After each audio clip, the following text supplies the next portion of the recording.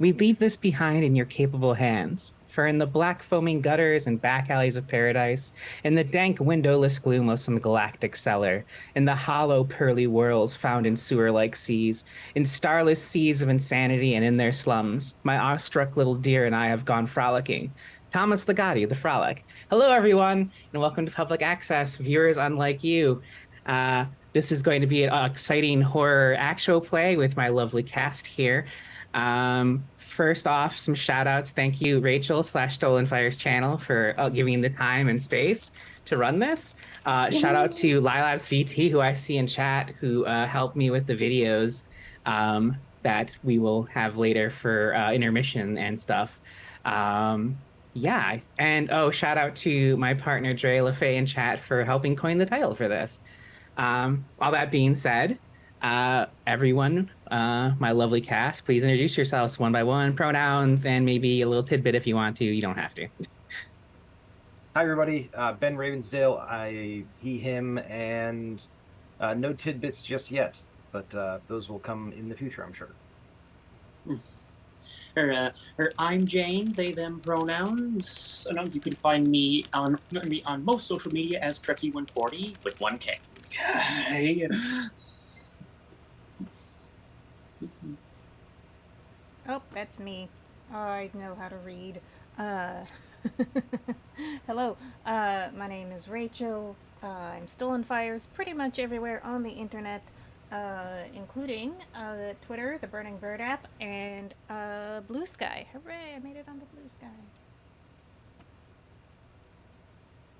I'm Steph. I use she, her pronouns, and I'm Steph Infection on pretty much anything worth finding me on. So notably not Twitter. Excuse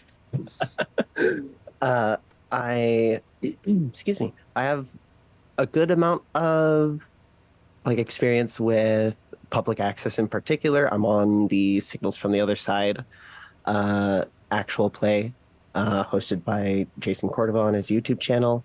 And I'm very excited to be here. And I am Aaron. I will be your keeper. My pronouns are she, they, Faye. You can find me pretty much everywhere as Great Cthulhu in some fashion.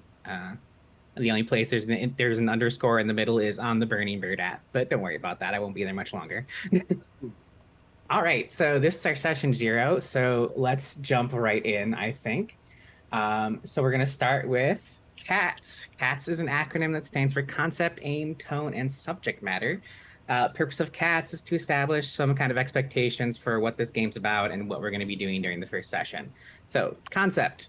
Public Access is a tabletop game about a group of people in 2004, the Deep Lake Latchkeys, who find themselves investigating strange mysteries in and around the town of Deep Lake, New Mexico.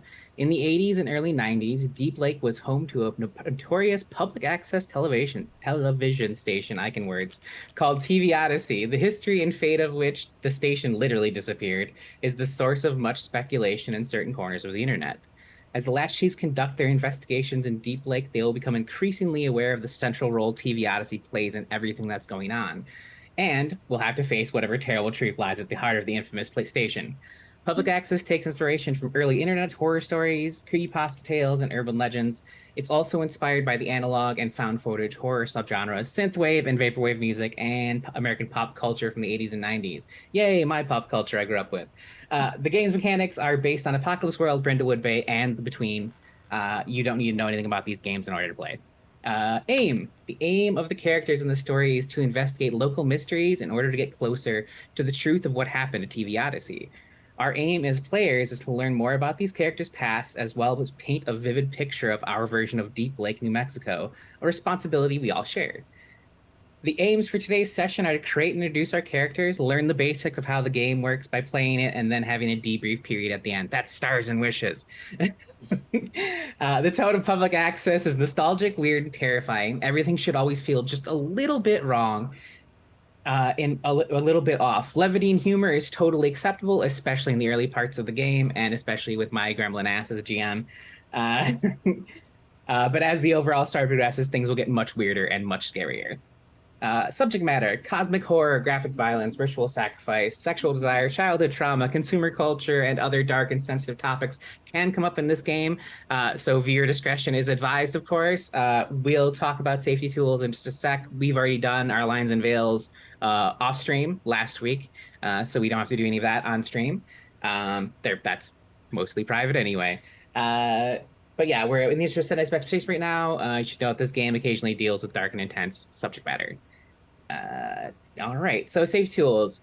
This table, of course, we have X card. I think everyone probably knows what X card is, but for the purposes of brevity, well, I'll just say you point to X, you say X, you message me X, you do X, we end scene, we move on. We'll check in later on break probably to find out what the issue was and sort it out there. We also have open door policy. If you need to get up for any reason, just let me or Rachel know, preferably Rachel since she's producing. We'll cover your cam or, however you want to do it. Just don't turn your cam off. It'll break cams. We'll be all over the place. And then I already mentioned lines and veils. And then at the end, we will be doing stars and wishes. All right, let's do character creation. So a couple more details about the setting for those that haven't done their characters yet. This game takes place in around the fictional town of Deep Lake, New Mexico. Deep Lake and surrounding Dagoya County are in a remote part of the state. The town has fewer than 5,000 residents, but the eponymous lake attracts vacationers and seasonal hands in the summer, doubling the number of people around. The player characters are a group of people in their early 20s who met on the internet forum and bonded over their shared history. They each spent part of their childhood in the 1980s and early 1990s, Deep Lake. They were each latchkey kids, and they were and are fascinated by TV Odyssey. They didn't know each other when they lived in Deep Lake, but they found each other now, and under their new nickname, the Deep Lake Latchkeys, they intend to find out the true story of TV Odyssey. The Latchkeys are united by something else, though they aren't yet aware of it. They each suffered a terrible trauma in their childhood. Sharing and exploring those traumas is something they will do together as they get more involved in the mysteries surrounding the town. You should avoid talking about these aspects of your latchkey, both in and out of character, until prompted to do so by the game's rules. Just before a game starts, the latchkeys decide to meet in person. They have rented a house on Rodenbecker Street in Deep Lake and are going to spend the summer there, getting to the bottom of what happened to TV Odyssey. I have to not read chat because I know there's puns in chat waiting for me. They haven't had much luck figuring out what happened to TV Odyssey by the time the game starts, but they'll stumble onto some other mysteries in the town that'll keep them occupied until then. All right, so everyone should have their character sheets assigned in Roll20 if you want to pop those open. Character creation is hella simple in this. You're going to pick a name and a surname. You're going to pick a style of those listed. The book should be accessible to all of you in some format at this point. I have it pinned in Discord. So if you needed the book, I think we all own the book already or have a version of it downloaded. So yes, pick a style from those listed or make one of your own up. Pick 3 items that takes you back. These are all fun, nostalgic things from some of our childhoods. Mine, for sure. And then you're going to add 1 to an ability of your choice in your starting ability scores. Mark 2 Dawn questions, and then choose a unique latchkey move, which I think we've all discussed last week, what everyone is most likely taking as their latchkey move, because we cannot double down on latchkey moves. All right, now I can read chat a little bit. God damn it, Treya. All right, so I know some of you have either filled in some stuff or have actually completed their characters. Looking at you, Steph. If anyone wants to just give us a quick rundown of the things I just listed. Whoever is ready. Sure, I can go ahead for it. since I did do that because I can't be stopped. You can't stop me. I have made Kato Fabiani, she, her pronouns. Her style is dropout chic, which is lots of leather and solid colors, tons of piercings, and a lit cigarette. We've also got her Takes You Back section, which is the Garbage Pail Kids, Monty Python and the Holy Grail, and the Walkmen. For her latchkey move, almost forgot the name because I have so many carved from Burden of Wood games in my head. I took The Truth Is Out There because it's just too juicy to have from session 0. It's just great. Do you want to tell the class what your move does exactly? And by class, I mean viewers. I don't want no. Oh, shoot. Someone Apparently, it's who bratty hours knows. now. Don't tempt me. Someone who knows what happened to TV Odyssey is helping you behind the scenes. The latchkeys immediately gain an Odyssey tape when you take this move, which is a gift from your mysterious benefactor. At the beginning of each session, this mysterious person leaves something for you where you can find it. Say what it is or ask the keeper to say what it is. Functions as a clue but isn't attached to any particular mystery. You can use it for an active mystery or save it for later. The keeper can reveal the identity of this mysterious helper during the TV Odyssey mystery. Yay, thank you. And which 2 Dawn questions did you mark? I can look, I suppose. I picked, did you share a good memory from your childhood, and did you deliver a chilling monologue about something that happened to you in the past? Excellent, excellent. For those first time with the system, your Dawn questions are how you gain XP in this game. There's one marked from the start that is did the latch keys resolve mystery? Very straightforward. Then you get to choose from a list of, I think it's 4, right? Choose 2 from a list of 4. Yes, I think so. I see 3 on the character sheet. 1, 2, 3, 4, 5. No, there's 5 questions. There's a drop down. Total. There's a drop down. If you click on it, it pulls up all of the questions. Oh, Yeah, so there's okay. 2 that I know are how set. technology works. It's okay. But yeah, there's 2 that are always set. Well, you won't be able to mark the second question until you mark a particular until you turn a certain key of desolation, which we'll get into later. All right, is anyone else ready, or do people need a little more time? I can ramble about. Oh, go ahead. I'm ready. Hey, so I have made the character of Charlotte Lottie Larkin. Okay, she, her pronouns. Her style is bootcut and boogie. I was not able to figure out what boogie meant when I googled it, but I like the spirit. Here, what takes her back?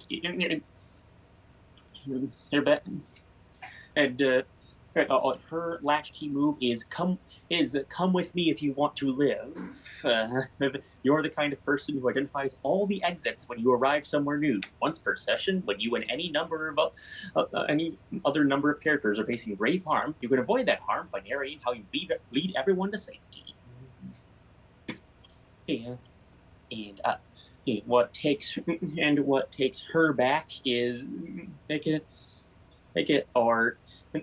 is Lisa Frank and other girly things she did not have when as a kid because she wasn't out yet. At 90s anime and what it awakened in her that she did not understand at the time.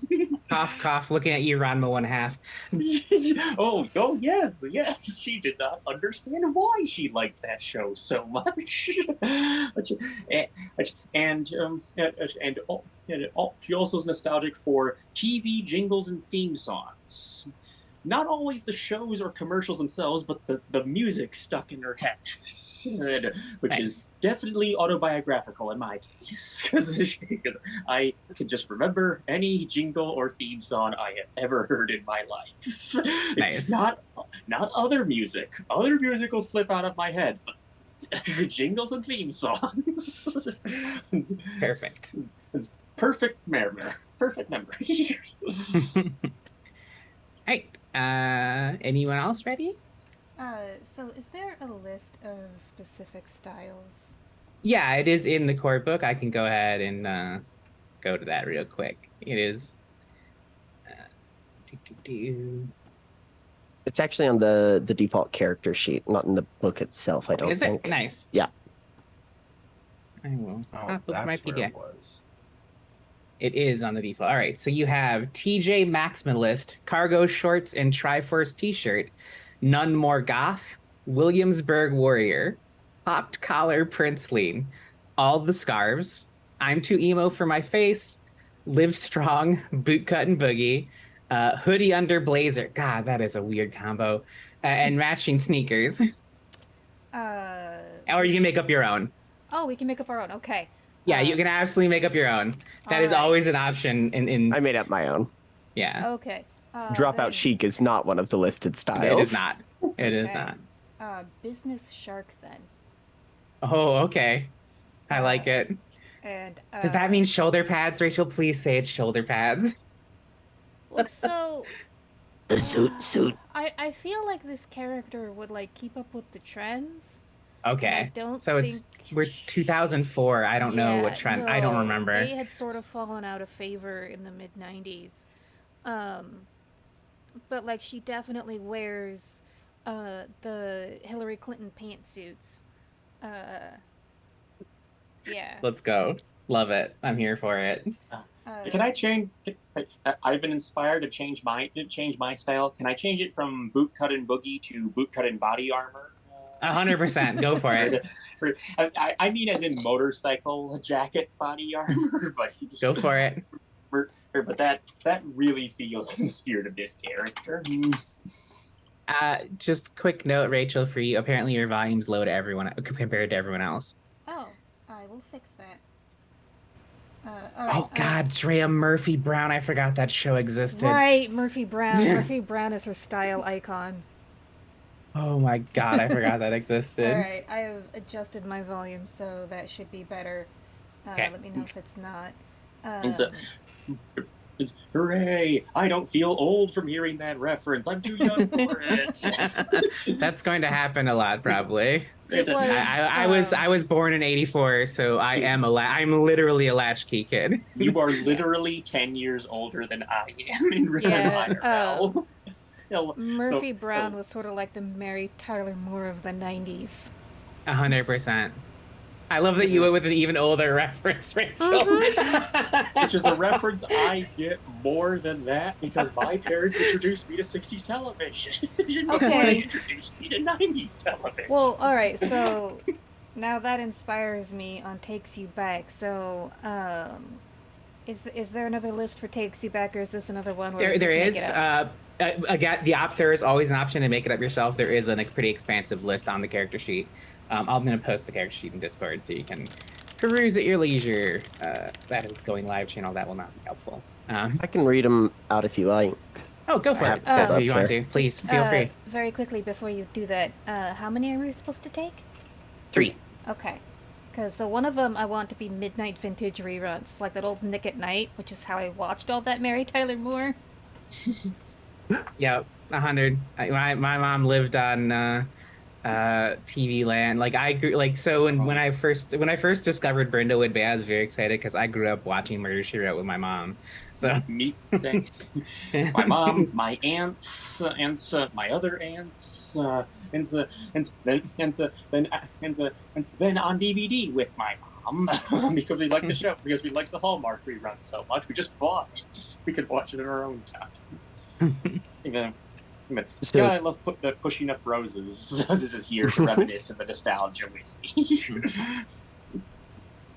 So the Takes You Back samples effectively are Girl Talk, a game of truth or dare, the Konami Code, the Oregon Trail, Book It, Double Dare, Prank Phone Calls, Garbage Pail Kids, Muscle, Rogue, The Babysitter's Club, My Buddy / Kid Sister, Jean-Claude Van Damme, DuckTales, ooh, Reading Sleepovers, You Can't Do That on Television, Huffy 10 Speed, Heading Home When the Streetlights Flickered On, Friday the 13th, the series, Proton Packs, yeah, Proton Packs, Artax in the Swamp of Sadness, Waco, God. a very special episode, Fangoria, Mixtapes, Starlog, Lisa Frank, Yo, MTV Raps, Tiger Beat, Easy Bake Oven, The Day After, Who Killed Laura Palmer, Choose Your Own Adventure, Fighting Fantasy, Wood Paneling, The Cabbage Patch Riots, The LA Riots, The Care Bear Stare, The Walkman, TV show theme songs, mall concerts, Horse Girls, Dungeon, Headbangers Ball, Baby Jessica, Space Shuttle Challenger, Memphis Group Design, Brookstone, Record Stores, The Joy of Painting, and Passing Notes in Class. Okay. All right. So Thank you, Steph. I'm gonna take midnight vintage reruns, prank phone Yeah. calls, Nice. So she was kind of a reprobate as a teenager. And then Babysitter's Club, because that is also nostalgic for me. That is how I learned to read cursive. That is very charming. I love that. I And never read a book in cursive, but I learned how to write cursive in middle school, and my handwriting has been stuck in that forever, even when other people can't read it. I have to So- teach them how to write cursive. So the Teach them how to read cursive. Babysitter's Club is about Oh, I know what it's about. 4 to 6 teenage girls. Yeah, and so each book it begins with so they're all babysitters and they keep a journal of the kids that they babysit. And so each journal is written in her specific handwriting, and 2 of them write in cursive. It's also how I learned about type 1 diabetes. Thanks, Stacy. hooray, diabetes. As a type 2 diabetic, I can say that. Hooray, It's not representation. ableist when I say it. I'm diabetic. And your latchkey move, I think. I don't know if you said that already. Oh, yes. Strange things are afoot at the Circle K. Which I picked because I love the title, and also it struck me as useful. You believe in the fundamental goodness and power of convenience stores. If something that can typically be found at a convenience store would be helpful in a situation, and you take the time to go get it, say what it is, and then add it to your corner of the house. Excellent. Right, Ben, are you ready, sir? I believe so, yes. Take it away. I am playing Declan Juniper, he, him pronouns. Style is Thrift Store Raider. Yes. Takes you back is heading home as the street lights flicker on, choose your own adventure, and the joy of painting. And let's see. Do you want to know questions or just moves? Sorry, I missed that. Move's fine. Okay. I can peek at the questions at my leisure. So the move that I'm going with is I Am Error. What that does, and I'm just going to be completely upfront, this is a totally new game to me, so I don't know exactly what this means, but it sounded awesome, so we're going to go with it. You can mark the chromatic desert whenever you want. The other latch keys don't forget who you are when you have it marked, and you can continue interacting with them so long as there is a television nearby. You appear on whatever program is being watched and can hear people when they speak to you through the TV. When the latchkeys watch an Odyssey tape, your latchkey scenes can take place inside the Odyssey tape scenes. Yeah, of course there's a mechanic in this game for getting sucked into a TV. Of course, Yes. yeah. So it was unavoidable. since it's been since it's been brought up, I will go over the keys real quickly now, because that is the kind of unique feature that all Carved from Bitterwood games have. I forgot what it's branches. Is that what the generic term is, Steph? For the yeah, okay. Yeah, I will always remember it because I made it up, and Yes. people loved it so much that they were like, "Yeah, that's real now."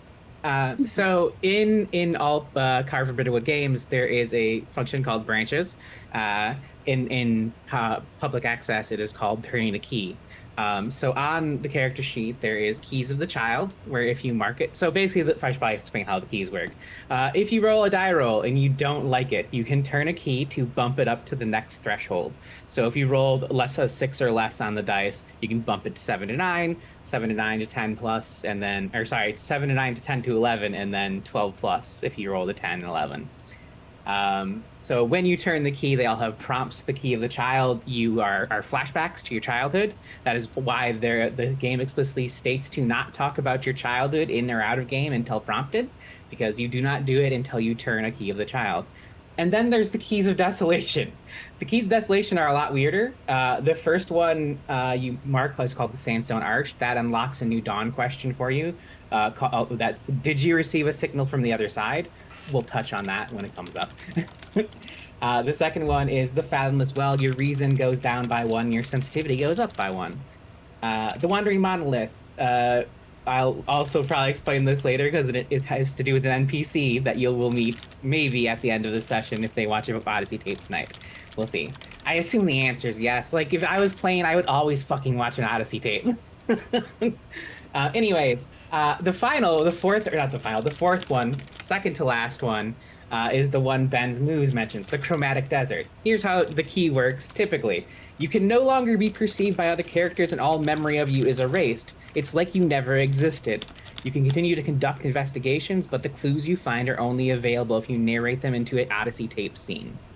So typically, if you mark the Chromatic Desert, everyone forgets you in the game, and you no longer exist in our reality as we know it.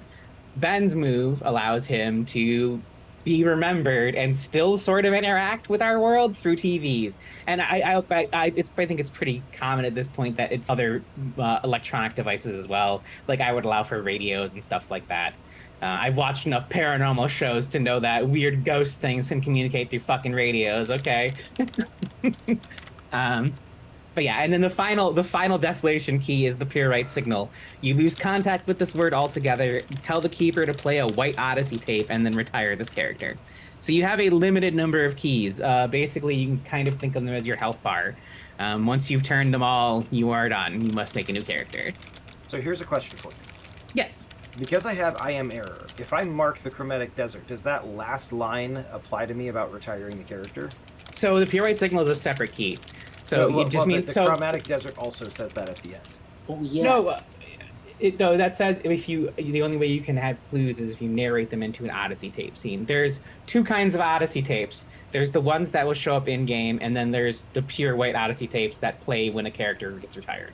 Oh, I think there's a Right, typo so on the in- Roll20 character sheet. Yeah, in the Roll20 character sheet of the Chromatic Desert, it says tell Does the it? keeper to play a White Odyssey tape and then retire this character at the end. Oh yeah, ignore that line in the Okay, Roll20 sheet. cool, Yeah, it is cool, not. sorry. It is not. Yeah, no worries. I didn't realize it's probably a typo on the sheet. Gotcha. Yep, there it is. Yeah, you do not play a White Odyssey tape during the Chromatic. Okay, I was gonna Desert. say like, man, that's one heck of That's a move rough. to take. Yeah, yeah. Let me just retire. I will say a valid move is to retire your character early. It's happens in other Carve from Brindlewood games. But so the important thing about the Keys of Desolation, you have to turn them in order, except for Ben, who can turn the Chromatic Desert key whenever he likes. There is a way to unturn that key that'll come into the game later in a mystery that I'll probably introduce next week. But so yeah, other than that, like once you've gone to the Chromatic Desert, that's it. That's where you live now. But yes, the Keys of Desolation must be turned in order unless you are Ben, who can turn the Chromatic Desert key at any time. The Keys of the Child, you can turn anyone you want at any time. Another quick question for character creation, if I may. I believe we were told to increase one ability by 1. Is that correct? Yes, And they Yep. start at 0, 1, 1, 0, and -1 in order. correct. Okay, thank you. Alright, I am going to up my composure by 1. Sounds good. I up my vitality. Cool. I am happy to play the Butch trans femme. I've upped my sensitivity. I also upped composure. Excellent. All right, so now we're going to move to a little more character creation. We're going to dig a little deeper. So we're going to go around one more time. I need to have these 3 questions answered by you. What your character does for a living, if anything. What they want to do in the future, if anything. And if they have a significant other back home, who they are and what they do. Whoever is ready first may go. And then after Should we go in those... talking order? You don't have to. It's just whenever you're ready. If you thought about them already, that's great. If not, take your time, because these 3 questions we're going to everyone else. So if Steph goes first, for example, after Steph tells us all about her character with those 3 questions, the other 4 of us are going to use that information to decide what 4 items are in the corner of her house, or her corner of the house. So I see, each okay. one of us will pick one item, and we'll do that for everyone except for me. I'm not in the game. Okay, I'm ready to go. Or am I? Wink. All right, I mean, go ahead, Ben. You're the most central person in the game, so. Oh, thank you. I love Yeah. attention. But I love attention too. Don't worry, y'all get your spotlight. It's my turn now. Anyway, sorry, go ahead, Ben. So Declan works as a float night security guard. He's happy doing this. He doesn't really need or want to go do anything else.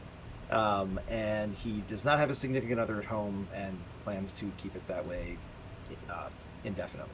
So So, based on that, what do we think is in Declan's corner of the house? feel free to go when you think of something clever. Um, Did we get Declan's takes you back? Yes, heading home as the streetlights flicker on. Choose your own adventure and the joy of painting. huh? I'm gonna say you definitely have mace. You Mace. definitely have. Security guard, yeah. I mean, maybe a taser, or is that wrong era? But no, mace is more interesting. Yeah. I like cannon mace, that's better. Okay, I could go next. please. All right, so Isabeau. Oh no, sorry. we We're do- doing corner of the house right now. Oh. What's in Declan's Yeah. corner of the house based on his brief little intro for us, and then you can go. Please. Sorry. I feel like a toolbox. Seems appropriate. A Hmm. collection of mint condition, every single one of the original choose your own adventure books. I love that. That's really good. Which one? Which series of Choose Your Own Adventure books? There were like The 100 original of one, them. whichever one that is. The one. The one. The. Can I tweak that slightly and say that he has technically two collections. One is in mint condition that he never touches, and the other is one that he reads regularly. Hell yeah. Okay. I like that. Commenter suggested Zork the novelization. What the fuck is Zork the novelization? Drea, what is that? I don't even know what the fuck. I know what's okay. Zork the novelization does not exist. That is a joke about a text-based adventure Yes. game called Zork. Okay. That's okay. hilarious. That's really great. I am going to use the other suggestion Drea gave, though. It's really fucking funny to me. A signed photo of Steven Seagal, but it's gathering dust behind a much nicer signed photo of Jean-Claude Van Damme. That is fucking so funny to me. I'm taking that. That'll be your fourth one. Where he belongs. Oh my god, thank you, my beloved, for that. Hilarious. Yeah, Rachel, if you want to go now and tell us all about your character. Yes. So sorry about that. I No was worries. briefly distracted. I think Isabeau currently works as a legal associate. Where she wants to be is a partner. And I feel like she probably has, let's go full, Hallmark movie with this. She had her high school boyfriend that she broke up with after she left for college, who has stayed in town and, does, something blue collar, like HVAC or construction. Okay. Do we have a name for this, or are you putting God. that impetus on me? Hang on, let me hit the button. Behind the name go? Oh, yes, exactly. You want me to Um, name him? I'd call him Dean. Chuck. It gave me Chuck. Chuck? Okay. That is gonna be really odd. Chuck- That is really that's interesting Chuck because Dean. I had Chuck an Dean. because I was thinking of an NPC in my past being named Chuck. Nice. I mean, it could be the same NPC. Oh I boy. was thinking that my father was named Chuck. Oh, okay, That Chuck's maybe my not. father's name. I mean, I think don't get me wrong. I think it could be really funny. Sorry, what did he do again, Rachel? Something blue collar. So, Okay. let's say that he has his own small construction firm. Okay. Yeah, construction contractor, actor, carpenter. Yeah, general contractor. That feels good. All right, general contractor sounds good. Just taking lovely notes. I'm sure I won't use these for nefarious purposes later. Great. Who'd like to go next? Yeah, well, I would like to, but Rachel just stole the just used the backstory I came up with for my character's father as her boyfriend. Well, okay. So- What No, if? What if? I will come up with something else. No. Chuck Senior, Chuck Junior. Oh, Here. a Okay, so sibling. Yeah, so Chuck Jr. is the Here we boyfriend, go. but Chuck Sr. could be your dad. If you yeah, want to I'm roll into with that. this, I'm into it. No, yep, this is better. You're dating my boy. You are dating my boyfriend, my brother, my boy's brother. How did I get that mixed up? Don't cross Brother. those streams. That's a bad plan. That we are not. This is not an anime. There's gonna be no. No. Very literal no. Freudian slip. So Yeah, did we great. give Rachel Think of a her different first name for my character. Oh yeah, I need Oh, my yeah, corner yeah. of the house. Corner of a house. Ooh. Yes, Yes. I almost. May- I completely Okay. forgot. What May is I? in your corner of the house? I have a suggestion, if I may. Please. Isabella, correct? Is the name of your character? Isabeau. I'll Isabeau. change it at break. Thank you. If I change it Isabeau. now, everybody gets to see. Okay. Yeah. So Isabeau in her corner of the house has a promise ring sent to her by Chuck Jr. that that Aw. probably prompted the breakup. I see we're going dramatic with this already. I'm into it. So I will edit that it didn't prompt the breakup, but everyone thinks it did. Ooh, I like that. What was her profession again? Legal. Go She full Murphy has- Brown. A 3-ring binder full, like chock full of like drawn up like court summons and lawsuits that have not been sent. Okay.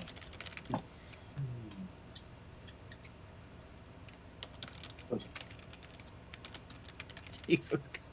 I know I could come up with something more interesting than a legal textbook. I can't do that. Yeah, I was trying to avoid the very easy like layup answers because there's a lot of those. But that's interesting. I know. You want to be partner, so you have one of those vision boards where you probably got like a picture of Murphy Brown and like other shit on it. Yeah, 100%. That's the vibe. And that fits with my suggestion of a sort of very like fancy antique pen that you were given to sign your signature. And I don't know who gave, but I haven't come up with who gave it to you. I assume that's a Okay. gift so from how a many mentor in the things- legal profession.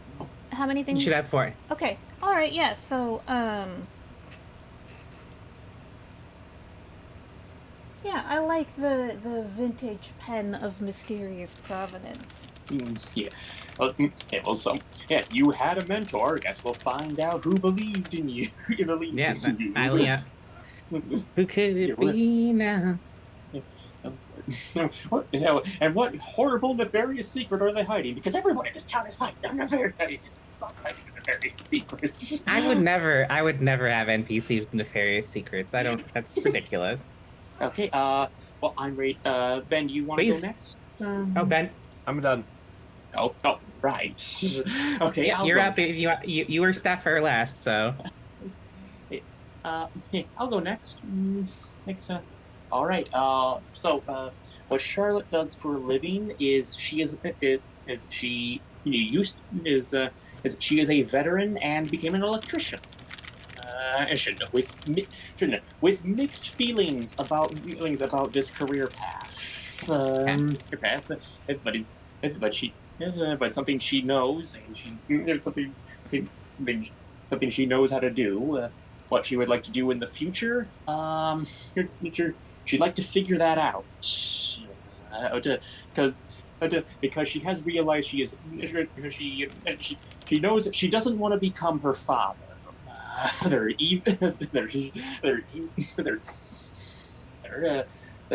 and it's significant other back home, as in not living in Deep Lake.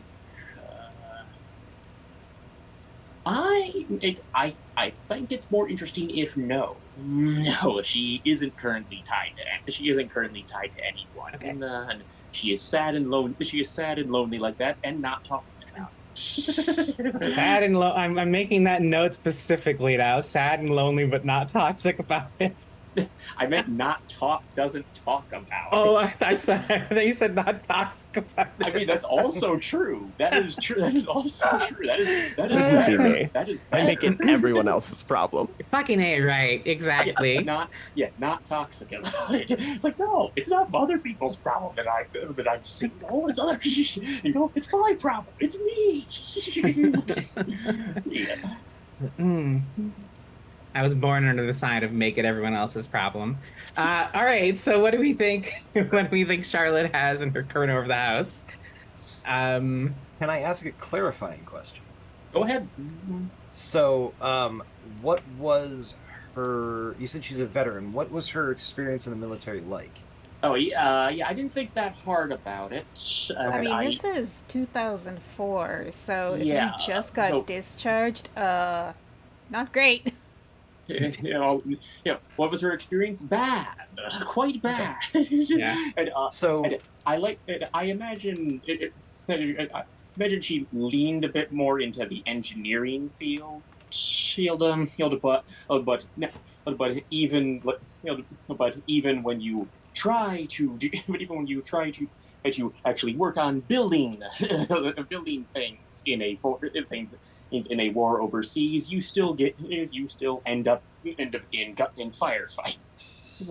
Yeah. so then I'm making an assumption here, and obviously feel free to take it or leave it. But I've left it ambiguous on purpose. Go ahead. so, speaking it from a little bit of experience for myself, I'm going to say that you have a little like commemorative keepsake plaque that was given to you by your unit when you left, but it was given to you by people whose names you don't even remember. Like, it was one of those things that's meant to be like this meaningful sending off, like, oh, thanks for being part of the team, and to you it's just kind of a whatever. Yeah, and I like the idea that that I always imagined that she transitioned after she left the military. So Oh, so it's a dead name? Oh no! So the plaque, she chiseled off that name. Oh my god! But I she- love she- that. But she chiseled off the name, but for some reason she kept the plaque. That is exactly the vibe I want That- for this character. that's- I love that. Where she's still, where you can tell she's still proud of something that she did. even if she also kind of hates the fact that she was there. I've got one that just came to me because you're sad and lonely, but don't talk about it. So I assume that she has a self-help book for dating. I just assume there's some cheesy self-help book involved because you don't talk to people, which means no therapy. So you got to get your therapy in book form. Finding Love for Dummies. That seems like Yes, a 2004. perfect. I mean, Nope, that's it.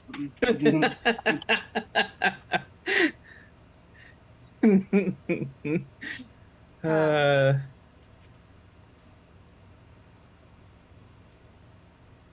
I think that you have your old service weapon shoved in a box and stuffed somewhere. You still have you. ooh. Actually, you are not allowed to leave service with those. It's not like it's not like it was back in World War II, where you get to I kind of mean, walk away with them. who says she was allowed to take it? That's fair if you want to go that route. I'm just saying that's I mean, it's considered easier I mean, for veterans to get but- guns. that's big time illegal to just Ben- take a weapon from the military. So I'm just putting that out there. I mean, but- Ben is our subject mean, it's pretty matter badass though, expert right? on being a military veteran here, so Yeah. So, I'm not saying Steph, don't go with it. Just that might be the kind of thing that certain DMs might decide to take advantage of story-wise. I am that keeper that would fully Yes. take advantage of an illegal service weapon. If you want it, I'm cool with it. Oh, Steph, if you want to do this, Steph, it's your call. If you want to make the illegal No, it's service. yours. Actually, genuinely, it's yours. I think Yeah. it's 100% your call. If you just bought a gun and then promptly hid it away from yourself, I think that's really funny and weird. Also, Okay, yeah. All right, yeah. Yeah, I do kind of like that better. She didn't steal her gun from the army. she just bought a gun and then put it away. I mean, Sounds good. dog tags would also make sense, but what if you had a sketchbook full of tattoos that you want to get, but you're trying to decide which one should be the first. Ooh, that's a mood. That was me in my 20s. Yeah. She is at the correct stage of her life where, like, well, I know I already figured out I wanted to change my body. Am I do? I mean, do I want that too? Now that I've broken down some of my previous psychological barriers. Nice. Sketchbook of potential tattoos. Wonderful. All right, Steph, that leaves you. Me. Kato is a small-time motocross racer, and she wants to own and operate a mechanics shop in the future. And she has a girlfriend back home in, I think we're gonna say like New York City. Okay. And no, that makes no sense for being motocross. Never mind. Not New York City. Phoenix, Arizona. Sounds good. And her girlfriend, Bianca Salvador, is the lead singer for a band called Scum. It's an industrial metal band. Oh, that's so evocative and great. I love it. Wonderful. All right. So, very obviously, you own a leather jacket that has an Operation Ivy patch on the back. If your girlfriend isn't a punk band, that is almost certainly a thing you possess. You have gotten in your corner of the house has to include vinyl records. I was gonna say a Discman. Oh, God. Maybe that's better. A Discman and one of those folders of CDs. I remember those. I still have mine. It's right over there. I remember having those once. I hated have my first generation iPod still. That's impressive. So I I don't know if it that's- still works. It's in a box. So, oh, sorry. Go ahead, Ben. That's okay. Are you just waiting on one from me? I don't know whose The- item the Discman and CDs is counting as.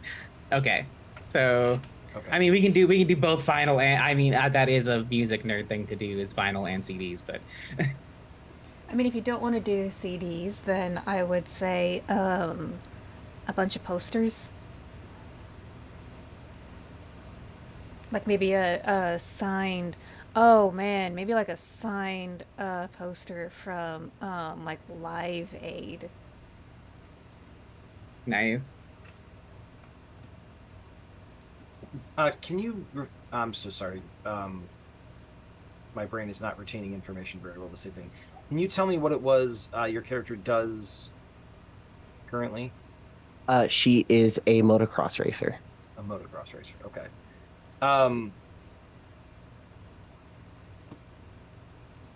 I'm gonna say that you have a copy of an endorsement contract that you have not signed and is coming up on its the deadline.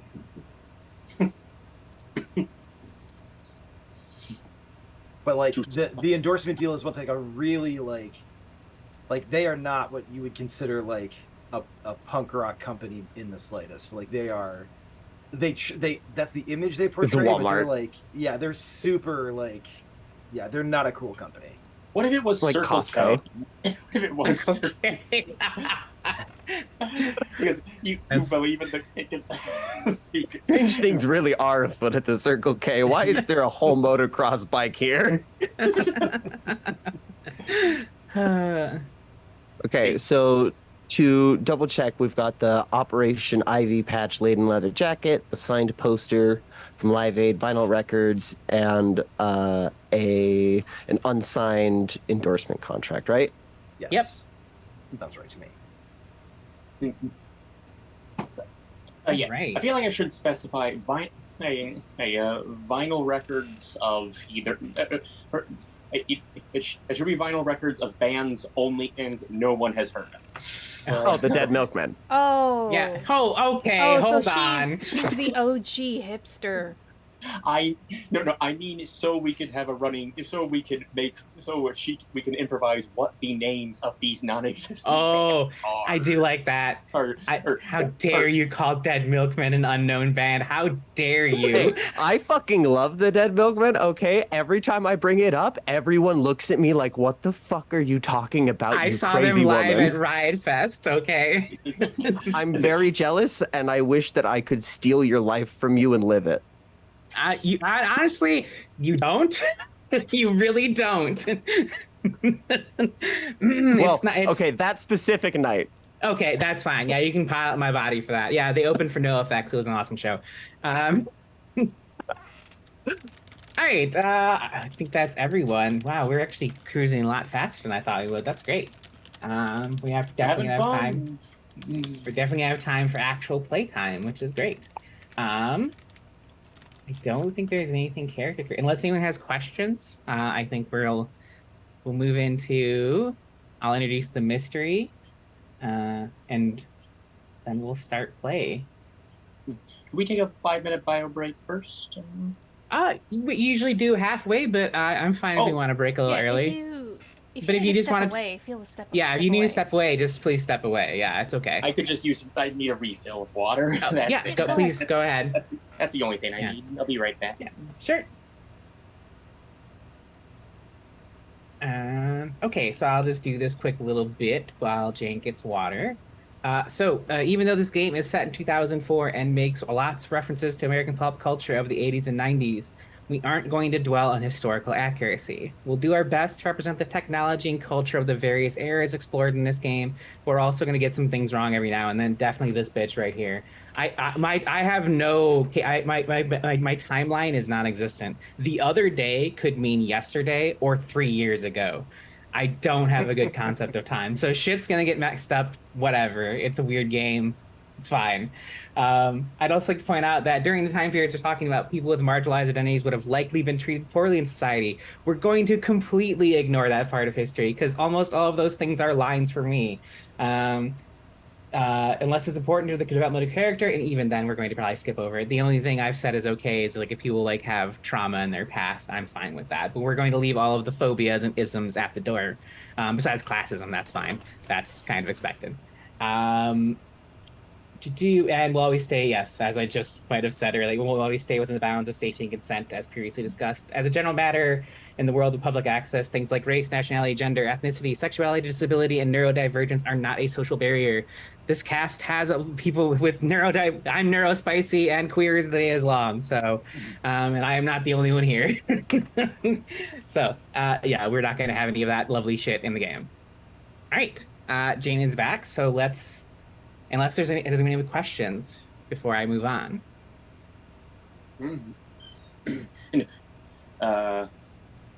Creepypasta reference. Do you recognize the bodies in the water? Go outside and look at the moon. Analog horror reference. Actually, I do have a question. Oh, please. The items in my corner of the house, are they supposed to be marked to start off with or unmarked? No, they are unmarked to start with. Basically, if you want to get advantage on a roll or offset disadvantage, and you can give me a reason that marking this item would give you advantage. Like if you're in a scary situation, an item of comfort, mark it because you have it with you, and then you have advantage on that roll, or you negate disadvantage. Okay. Yeah, they have mechanical benefits outside of thematic. Okay, thank you. Mm-hmm. Anything else?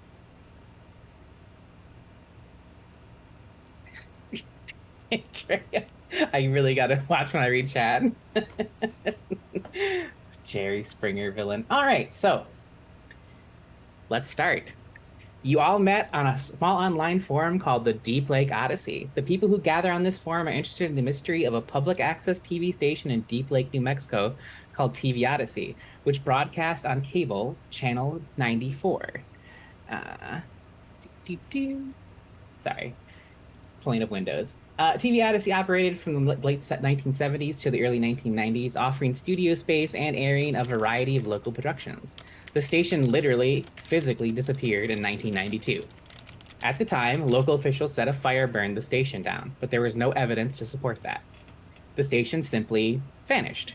perhaps even more strange, the people of Deep Lake and surrounding the Degoya County words can't remember TV Odyssey, or if they do, they aren't talking about it. The only evidence TV Odyssey ever existed is the vague recollections of people on the forum and the so-called Odyssey tapes. The Odyssey tapes are VHS recordings that supposedly contain episodes of the various shows that aired on Channel 94. The Odyssey tapes are recognizable by their distinctive purple clamshells, the paper inserts of which depict Dayglow pyramids and Torii gates. The Odyssey tapes also have physical properties that are unexplainable by science. The content of the tapes can only be viewed at night and cannot be transferred to any other medium. Attempting to watch one during the day or from an internet upload have all failed. The image just shows a blank blue screen. You got to know each other on the forum over the course of a few months and decided to spend the summer in Deep Lake looking into the mystery of TV Odyssey and hoping to snag an Odyssey tape or two. You have each lived in Deep Lake when you were kids back in the late 80s and early 90s, though you didn't know each other at the time. You have vague recollections of TV Odyssey, and you hope that pooling your knowledge and resources together might help you get to the bottom of what happened. Worst case scenario, you spend a few months in a small tourist town with new friends. You rented 26 Rodenbecker Street, a house in Deep Lake, and have been there for a few weeks, not making much progress on TV Odyssey. No one wants to talk, and you certainly haven't found any TV Odyssey tapes. But all that changed this morning. Someone left an Odyssey tape on your doorstep. It's called, let me find it, Lucky Lots number 13, Ted's Storage Adventure. You'll watch it in due time, maybe tonight. But there's something else. Another mystery in the town of Deep Lake has found you.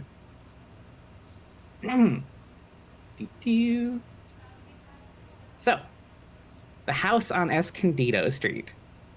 A young man, Casey Wilcox, shows up to your house on Rodenbecker Street one day. He's heard about your investigation of TV Odyssey. He doesn't know much about it, but he thinks you might be interested in another Deep Lake mystery, the house on Escondido Street.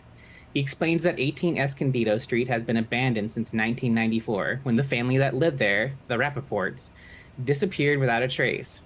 Casey was 10 years old then and friends with Elliot, the youngest of the two Rappaport children. The other Rappaports are Dad Hugh, Mom Sherry, and Elliot's sister Abigail. He doesn't remember there being anything strange going on with the family at the time, which made their sudden disappearance all the more bewildering. 18 Escondido has become a local legend in the 10 years since, a classic haunted house right in the middle of Deep Lake. People avoid it. They say it has bad energy. Apart from some minor acts of vandalism over the years, the house is largely as the Rappaports left it. Let's see. Who shall we pick on? Real quick, what was the there was a fourth name of the family. There was Elliot, Hugh, Sherry, and who was the fourth? Abigail is the Thank sister. you. Mm-hmm. I will also right now make available to you the tape you have, because I have uploaded them all.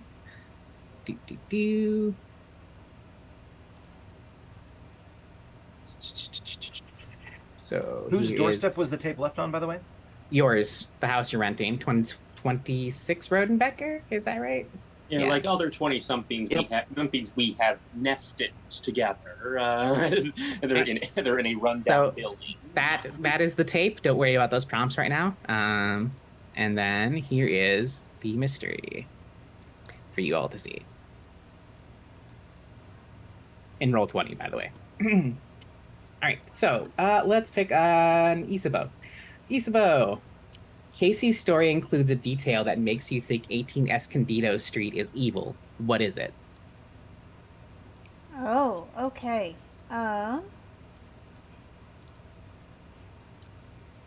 Let me see. I mean, honestly, like, they all disappeared without a trace. Like, you don't do that unless there's some serious weirdness going on.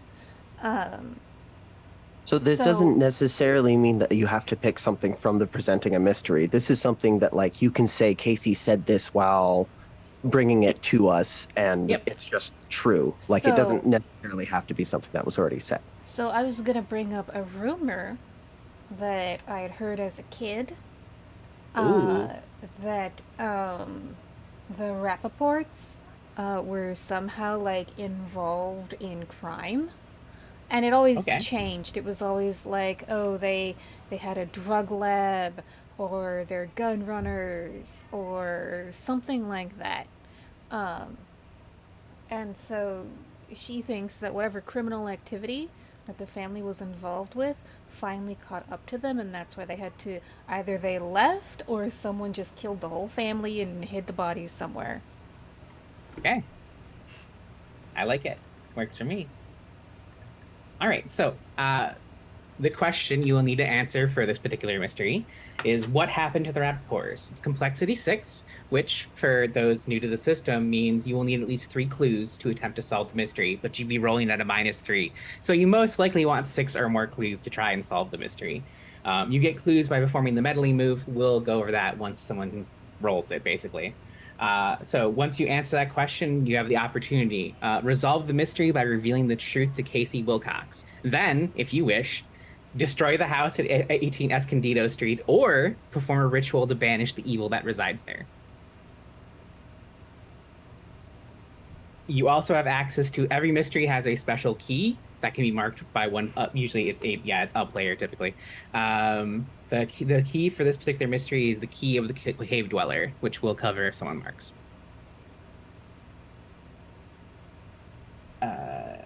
Script. There we go. All right. So, The names of these keys are perfect. Great. they're very good. Absolute perfect metaphors. All right, so we're going to move into actual play now. So this game has very clear delineated phases: dawn, day, dusk, night. We're going to skip the dawn phase because we have just started the game and move right into the day phase. So the day phase belongs to the players. You tell me what you want to accomplish today, whether that's going to investigate the house or researching, etc., or it's also later on, once you have conditions, I will give you conditions a lot. It's also a way to perform the nostalgic move, which allows you to clear conditions. Very important move. Because you only have 3 conditions at any time, and then you start marking keys every time you take a condition, which just means you'll mark a key to increase success. So yeah, what would everyone like to accomplish today? So, in sort of my character concept, Isabeau was so she went to college, got a job in the big city, and just totally stressed herself out and had a nervous breakdown. And so her doctor has pretty much told her that she needs to take a leave of absence and decompress and de-stress. And so that is why she has returned to her hometown. And so, but, you know, she's very goal-oriented, always wants something to do. So I think she might, so she will choose to swing by the house on Escondido Street and just see if it's as creepy and awful as she remembers. Sounds good. Would anyone else like to go to the house on Escondido Street? Charlotte will definitely go. Charlotte? Okay. Oh. 2 for Escondido. Yeah, not. Catho's gonna go. She'll drive her bike down. All right, sounds good. Yeah, Charlotte was like, sure. Yeah, sure. Sounds like fun. Then.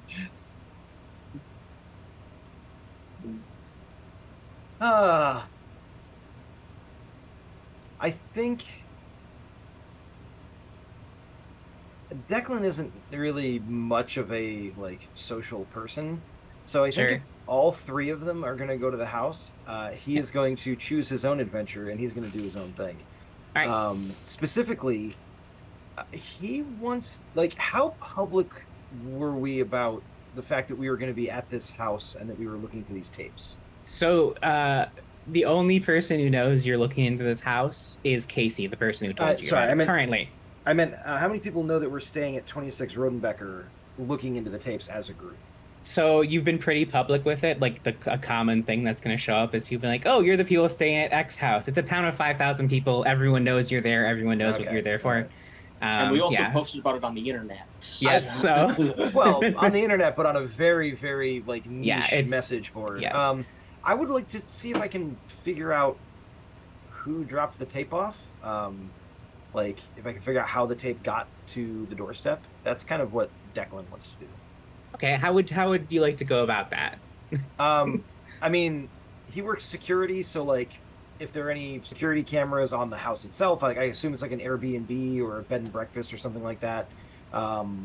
So I check think to it's see if there- left vague deliberately. Like I think it's just probably an Airbnb situation. Yeah. Okay. Some of those they'll have cameras for security's sake and whatnot, and maybe check the local area. Like I don't know if it's like a standard neighborhood or what the area looks like, but see if anybody there has any has security cameras. Do the old like, was anybody out walking their dog just before we found the tape? He's gonna go pretty extensive in his search to see if he can figure this out. Okay.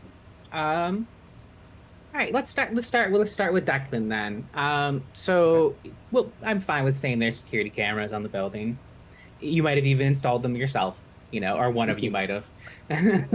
Like, just a little like the stick-on like battery or solar powered security cameras. Declan, I don't know that Nice. Declan is paranoid, but that seems like the kind of thing he would do. Works for me. It's not paranoia if it's true. So yeah, that's what Declan's gonna be doing. Okay. So yeah, you're gonna scrub through the footage. Go ahead. We're gonna have you do the meddling move. I think this is definitely with reason. Meddling. Hold on. Let's see. So I will read that aloud for everyone's Search for clue. benefit. Oh, okay. I can read it. I've got it right here. No, sure. Go ahead. Read the meddling move for us, please. So when you search for a clue, conduct research, or otherwise gather information, describe how you're doing so and roll with an appropriate ability. On a hit, you find a clue. The keeper tells you what it is. On a 7 to 9, there's a complication, either with the clue itself or a complication you encounter while searching. The keeper tells you what the complication is. On a 12 plus, you also find an Odyssey tape, or you learn some unusual history about DeGolia County. So I'm just gonna roll 2d6, right? Yeah, you should be able. There should be on your character sheet. You can just click the meddling move. It'll ask if it advantage or disadvantage, and then Oh. which stat you're using. Yep. Oh, that's cool. And then chat can see your shame when you roll. So no advantage. Is there anything that I want to use to get advantage? You don't choose a key until after the outcome has been here. Oh, I think he was I looking can at his choose a corner of the my house. house. Yeah. Then, right? Oh. That's If you'd like, yeah. You have no Um, conditions, so I won't worry about adding disadvantage. So the signed photo of Steven Seagal definitely doesn't fit. The You are Choose Your Own cheating that, Adventure but- books probably doesn't fit. The Can of Mace probably doesn't fit. The toolbox maybe fits. If you mark it, then you won't be able to use it later. Yeah, so once it's marked, it's marked. I just Alright. want to point, yeah. Yeah, Until you I can get an still use it advancement and then I fictionally. can unmark it. But yeah, you can use it fictionally, but it will have no more mechanical benefit. Yeah. You know what? Advantage. Sorry, and advantage does what exactly again? You roll 3d6 and take the highest. It'll do it automatically for you if you I check see. Okay, advantage. perfect, Yeah. perfect. I'm just thinking about probability here. Your probability on 2d6 is to roll 7 at a Yeah. +0. Yeah. Okay. Sure. And what ability am I using here? I think this is solidly reason. Yeah. Okay, If you were got a interviewing +1. people, you could justify presence. Probably. Yeah. Wow. Uh, I can't Let's the see. results. It's a Oh, that 10. could have been way worse. Actually, it's. Oh, that was her. It- Sorry, that was Rachel's roll. Mine didn't scroll down. Yep. So an 8. All right. Okay. So here's what happens. You're scrubbing the footage from last night, and it's all pretty mundane. And you hit about 3 a.m., and the tape starts getting very glitchy. You can see a figure approaching the house. It's not very clear, though. And while this sort of staticking thing happens, there's a quick flash of a sequence of numbers on the screen, like not the timestamp. It's a separate set of numbers that appears in the middle of the frame briefly. Um, they are not any particular numbers. This might be your clue. Um, I will say, as do you keep scrolling? Like, do I keep watching? Yeah.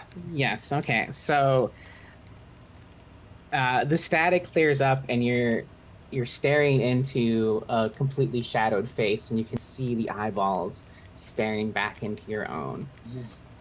And then it cuts back to normal footage. So I'm going to give you the condition watched by the watcher. That sounds fun. And your clue is a sequence of numbers.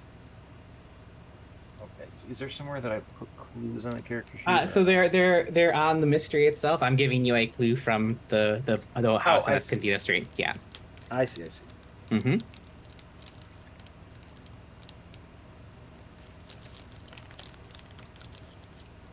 And then Thank you. conditions are on your sheet. So watched by the watcher, or just watched. Yeah, I it looks think like is there's a fine. mysteries tab on the character sheet as well, so I Oh, put that. excellent.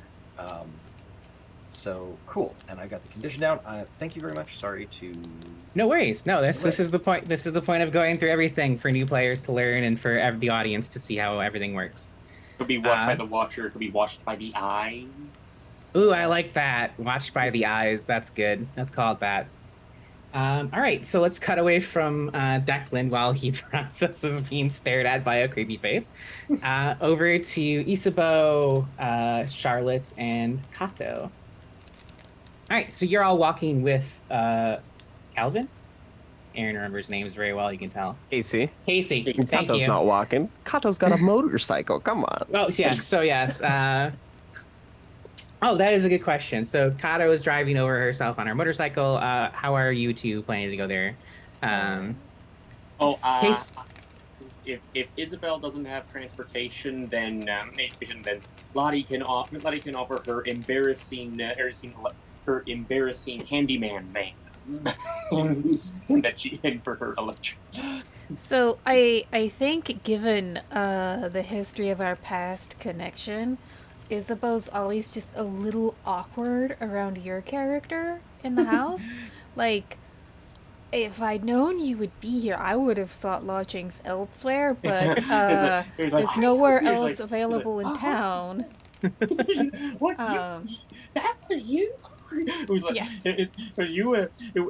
You see me. It's like, oh, me. He's like, oh, you actually look at your profile picture. But there's a place look nothing like you did 10 years ago. So, oh, well, yeah, so I think probably she was told by the landlord or whoever, like, oh yeah, you're going to be rooming with these 3 people, and heard your new name, and was like, oh, okay, I have no idea who that person is.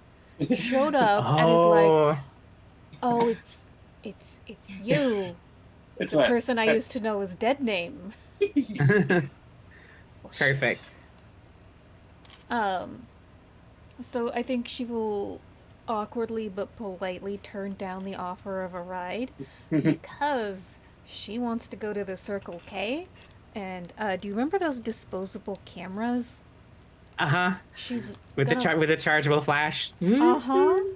She's like with like the 28 pictures that you could take. Yep. So she's gonna buy one of those, intending to take pictures of the house with it. Nice.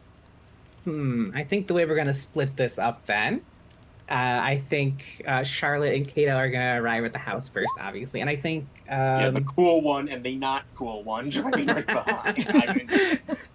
and I think Casey will have gone with Charlotte then in that case. I mean, Casey can ride bitch. That's fine. Okay, yeah. If, you know what? Let's go with that. Casey rides bitch. All right, so you both pull up in front of the house. It is a ranch-style house. It looks like probably built in the 60s and had seen some renos. It sits on a half-acre lot with a stand of ponderosa pines around it. There's a fenced-in backyard with a pool. I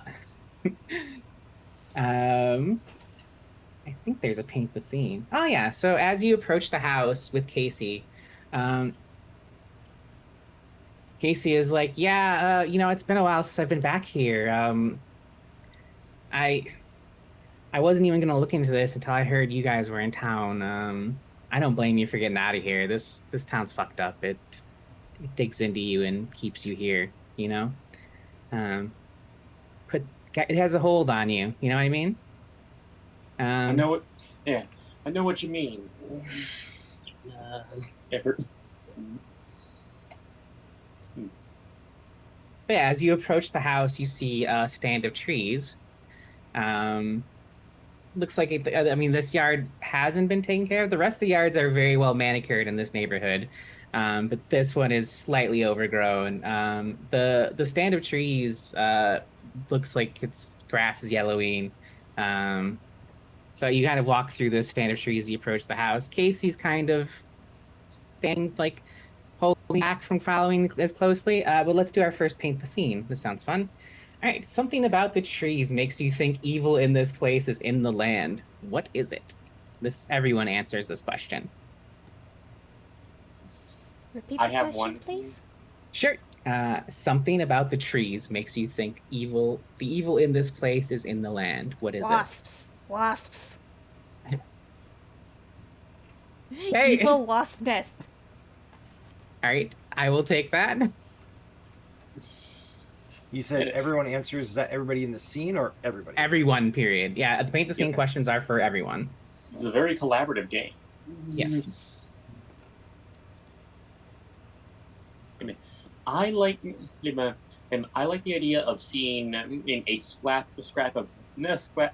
of conspicuously red clothing, having stuck in the tree and waving in the wind, and that and Lottie's freaked out about because she knows she's seen a tree with that in it before, and she doesn't remember if it was during her childhood or during her tour of duty.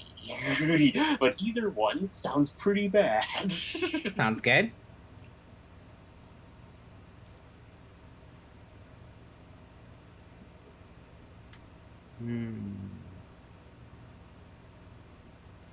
There is a very deep and thick black smog that rolls out of the underbrush coming from the roots of the trees. Oh, that's I'm here for obvious. it. Whoa! Are the- That's the town we're in. Yeah. Are they trees? These trees like in the front yard, or are they? Yeah. They kind of like surround the property, and then there's like a little copse of them in the front yard. They're ponderosa pines, if that helps.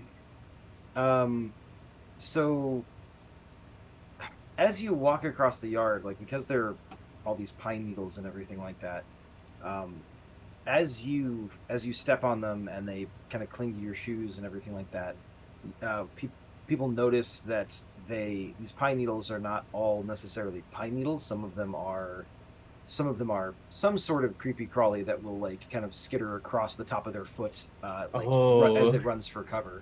But they are perfectly still until they are touching your feet. Lovely. Turlet is very happy. Turlet does not regret choosing to wear combat boots all the time. So, as this creepy shit from between the smog and the creepy crawlies, Casey full stops before entering the cops and coming any further with you, and is kind of like, yeah, Deep Lakes Deep Lakes made its move on me a long time ago. I don't want to get whatever this is. I don't want any part of it. What? You think it can get worse than how you currently have it? And he's just like staring at the creepy crawlies and the weird smog shit. The smog's the only thing keeping the wasp at bay. That's really good, Drea. Thank you. But he's like, yeah. If you like, let me know what you find out. I'm gonna. Thanks for the ride over here. I'm gonna peace out, I think. Okay, I'll let you know if I find the line connected to my book. No. Okay. You need a cigarette or something? You seem pretty stressed. Yeah, I'd love one, please. Sure. She reaches into her like breast pocket of her jacket and just pulls out like a loose cigarette that's like hand rolled and hands it to him. You can see as he takes the cigarette from her, his hand is visibly shaking, and like he pulls out his own Bic, and like it takes him a few lights before he gets it lit, and he's like, "Yeah, thanks. It's weird being back here, you know. I not all good memories, right?" And kind of just nods and turns on his heel and walks away. All right, so here's the See ya. house. What is it? So, hey, you roll your own cigarettes? Sometimes, other Okay. times I'm lazy. It's a yeah. My dad was lazy kind of smoker. Did you want one? Or, Probably tastes like shit. It's been in my jacket pocket for like a week. hell no, hell no, I already had. I have the lifelong. I have the lifelong trouble of being forced to smoke it when I expressed curiosity. And so not gonna do that again. And, Oh yeah, they did uh, that to me too. It just, had the opposite effect. And I didn't. I didn't. I had the reverse Bobby Hill experience.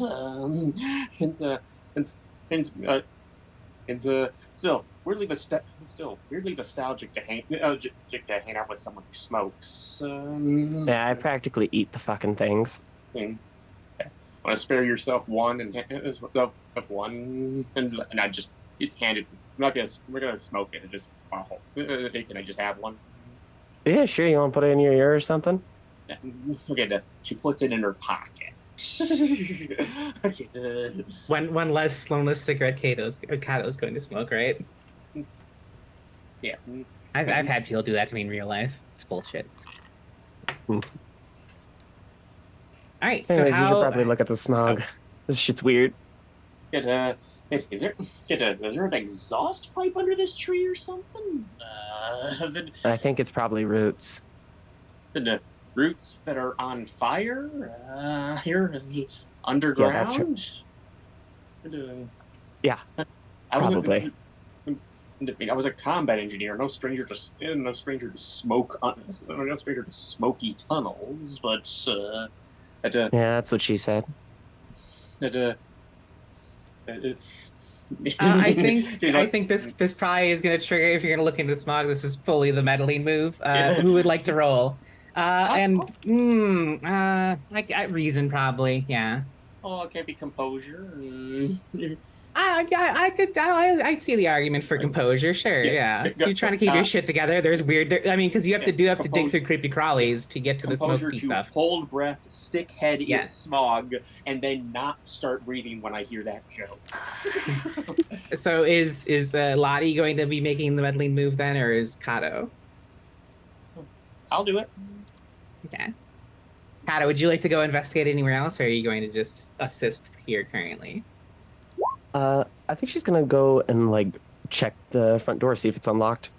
Hey, yeah, that sounds good. Meddling move from you as well, then, please. All right, mixed With- result. Reason, yeah. Yeah, I assume you're like searching the mat and stuff, and like rocks nearby. Miss. Okay. Hooray! We're gonna cut over to Isabeau real quick, and then we will come back to that lovely fun times. So, Isabeau, you approach Sokoke. There's some kids hanging out in front. You get the smell of barbecue in the air. Typical summer sounds, school's out. You Oh, hear it's- some kids. If it's summer, I'm also getting a Slurpee, or whatever the off-brand Circle K version of a Slurpee is. We'll just call it a Slurpee. Okay. A lushy. Oh, is that what it's called? No, but A Slurpee. That sounds like the boozy version of a I know. Slurpee is the lushy. the lushy. Just pour a little vodka in here. It's I like definitely- the only flavor is lavender. Oh, No, I will pass if the only flavor is lavender. I want to know: does an employee? Is there any more? Is there like any employee or manager at the Circle K who wants to know if you've signed that contract yet. Because I do want Circle K to be your sponsor, no matter how ludicrous that is. Okay. Cato's not there. All right. So, your move triggers, no issue there. I'm not going to make you roll the day move for that. You're not in any real danger. So go ahead and add. Disposable camera to your corner of the house. That is no issue, and you can get a Slurpee as well, not a Lushy, and not lavender flavored. I imagine it has the standard red, blue, and cola flavors. That is usually the convenience store flavors. Get a cola one with a little top of red. Red, blue, and cola. You mean brown? No, cola. So It's making cola a flavored. note It just looks brown. that I've got 28 pictures left to take, like just in case it ever matters. Sure. Sounds good. So as you're leaving the Circle K, you step out into the parking lot and you see a sheriff's car parked there. I'm sorry, I Uh, see a what parked? Sheriff's car? Sheriff's car. Not- Okay. Not lights on, no cherries and berries, nothing like that.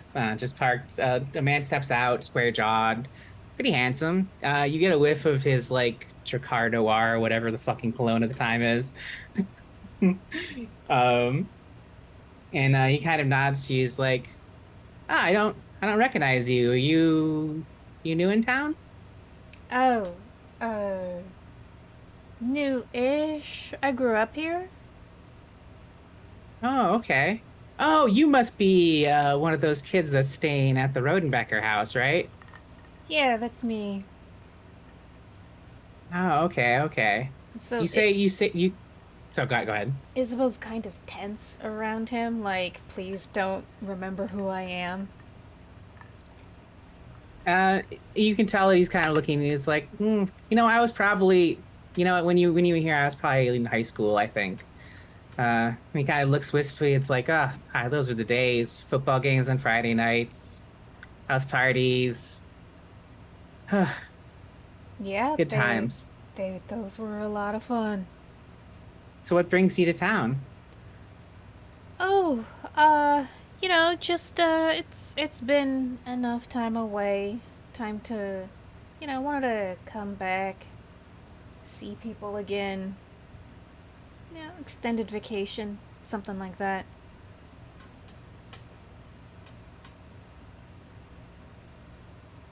Makes sense.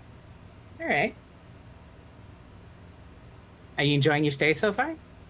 Oh yeah, it's been great. It's been real nice to see all the old hot spots, see the campus again. All right. Well, if you and your friends need anything, just give me a holler. I'm happy to help.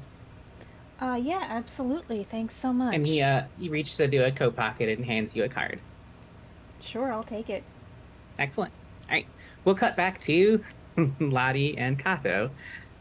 All right. So Kato, while Lottie is distracted, you're at the front door, and weirdly enough, the door opens for you, and you see kind of like peeking around the door, like not fully visible to anyone else in the street, is Bianca, and she's like kind of beckoning you, like, come in the house.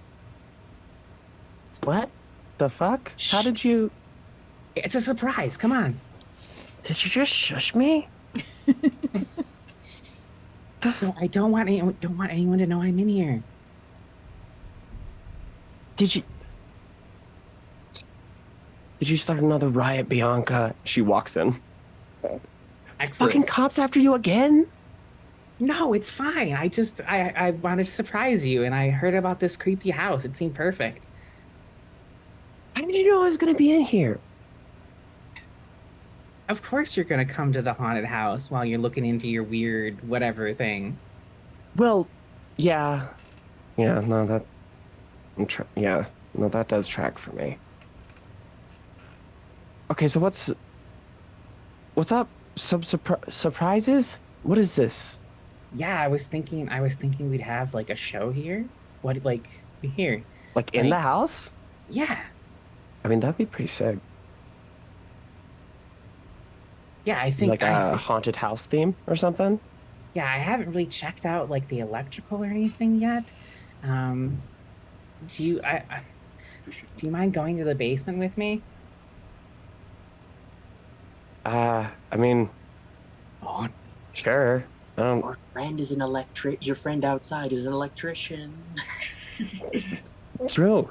There's like an electrician outside. She's, got her face in the smog or whatever. well, I think it's probably just like a fuse box, right? We can figure it out. I mean, yeah.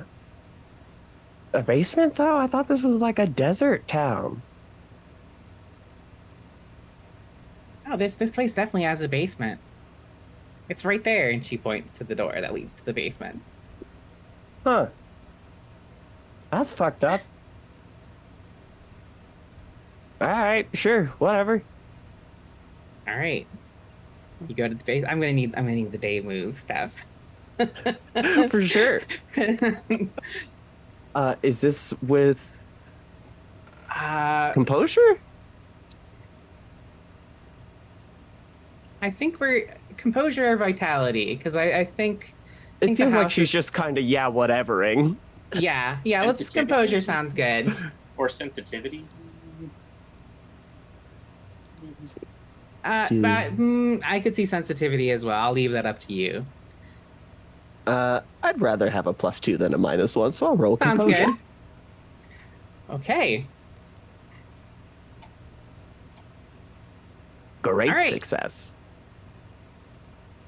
All right, so you start down the stairs, and that's where we'll cut over to Lottie. Lottie, you're digging through the needles, and God, horrifying. And as you start to part them, you realize that these needles are much sharper than you thought they were. I'm going to give you the condition unless you turn a key.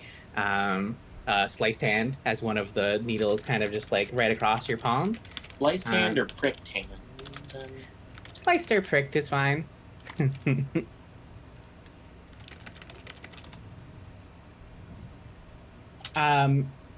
So you clear the needles away and you see what was making this sort of smog roll out. It's a scorch mark in the shape of antlers, and that is your clue. It comes back up. See that? It comes back up above the smog. It's like, okay. It's like, hey, Kato, hey, Kato, we got something here. Kato. You see, you see. Kato is don't nowhere. ignoring me. Yeah, nowhere in sight. The door is closed to the house now.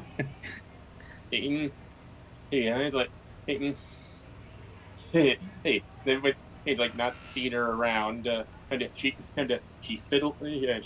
fidgets with the cigarette in her pocket, and she decides to go, and she looks at the house, looks away, and then marches towards the house. Am I gonna have to make a day move to go through that door? All right, sounds good. You try the door and it is locked. And Kato. Oh, this isn't funny, Kato. So at you start to head down the stairs, Kato. We're gonna cut back and forth between you two in this scene. Oh, it's you pronounced Kato. Sorry. Kato, yeah, Kato. it's fancy. I kept pronouncing it like the Green Hornet character. So when you hear, I see malevolence, male violence was redeemed. Noted. Thank you, Ever. So the pounding, Also, I Kato, think kind of somebody pulls you also out of bought us this. a trinket, in case that was not seen. I believe that is a flavor text one. If I am correct, not flavor text, but a flavor redeem. A random trinket with may or may not have plot relevance. Okay, I can maybe hand out a. I know what I'll hand out with that. I know exactly what I'll hand out with that. Okay, so Kato, you're about to head down the stairs, and then you hear Lottie pounding on the door, and you turn around, and Bianca's no longer there. It's just you in the house. B, girl, we're gonna have words. And she goes to the front door and tries to open it, and seeing that it's locked is like, hey, so I guess my girlfriend's here Yeah. and she locked me in the house. I don't know what the fuck's going on with You can her. unlock it from the inside. You can unlock it from the inside, absolutely. Oh, wait, no. Yeah. No, I'm in it. Never mind. She click. It's not locked actually. Hey, I think it would be funny if you open the door, but Charlotte keeps pounding for a little too long and clocks you. Aw. Yeah. No, absolutely. Oh my god. How? God, oh my God, Kyle! Oh. I use those teeth for eating, Lottie. You wouldn't open the door. What I opened. What do you mean? I opened it and you punched me. Or it was locked. Or why the hell did you go off alone? That is number one. Like thing. what? My girlfriend's here. I guess for some reason. You have a girlfriend? Yeah, she's the lead singer for Scum. I don't know. You might have heard of it. Okay. Yeah, no, I haven't heard of it. Yeah, no, probably not. Most people haven't. So I'm not gonna lie. you're having this conversation, but you're struck by the silence of the house. There's no creaking footsteps. The house is just still. And actually, it looks like we're a little over midway. So why don't we go ahead and go to break? We'll do part 2 of day phase, and then we'll get to see our first night phase after that. See you all in about 10 minutes.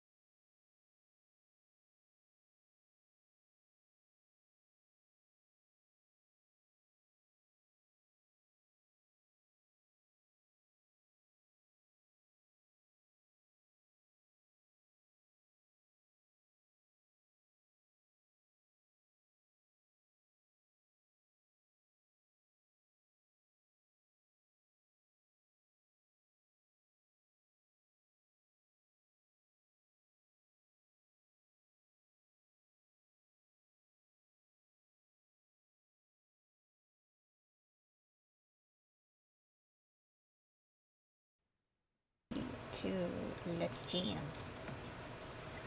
Nice. All right, welcome back, everyone. We have just had our first round of the day phase, and now we're going to have the second round of the day phase. Day phase is typically 2 scenes per character, whether those are shared scenes or not. And then we're going to move into the dusk phase, which we'll cover when we get there. So let's cut back to Declan. Declan, you've just finished scrolling through some weird fucking footage. You've seen that, yes, a figure that stared into the camera briefly dropped off the Odyssey tape on your doorstep. And then also got a weird sequence of numbers from the video. What would Okay. Declan like to... Oh, so go ahead. Can I make out any details about this figure other than creepy eyes? No, it is full shadow. There's reasons Okay. for this thing. Okay. In that case, I would very much like to look into these numbers. First, kind of instincts, phone number, coordinates, social security number, dates are the first 4 So- things that jump to my head. I will say, mechanically speaking, this is a clue for the house on Escondido Street. So Yep. the way you'll use it is when you answer the question about the house. You'll explain how they tie in. Oh, I see. I'm Okay. not trying to tell you you can't look into it. I'm just saying that's how you'll figure out what they mean when you all answer the question collectively and explain exactly what they mean to the mystery. Okay.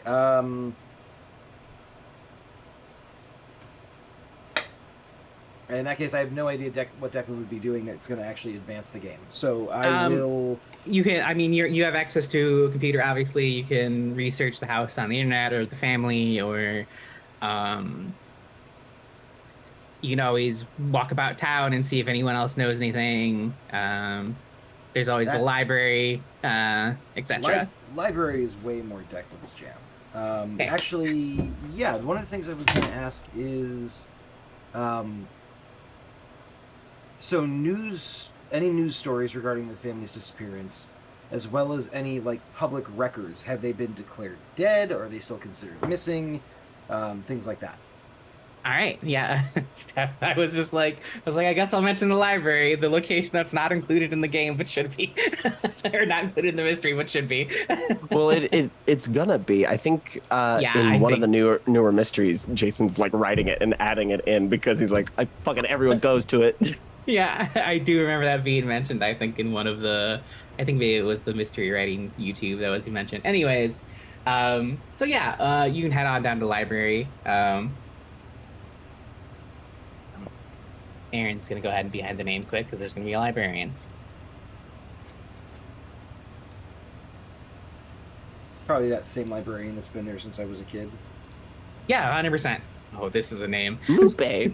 I got. I'm not moves, I'm not fully using Jason's name from Signals. It's not happening. I'm not that lazy. Well, you see, I mean, I realize he is the creator, so I can treat it as canon. But well, he's making it canon. oh, is he? Lupe Yeah. is the canonical librarian. Yeah. Oh, that's funny. All right, this name is too good though. So yeah, Ben, you walk in, librarian there waiting for you, or not Ben? Sorry, Declan walks in. Hi, how can I help you? Librarian greets you. Do I remember her by chance? You do. Her name is Saga Kayatana. Such a name. Thank you behind the name. Cheers. I use the Uh, same website. Miss Cayetana. Yes. Okay. Oh, you don't need to be so formal with me, honey. You can just call me Saga. Sorry, force of habit, I guess.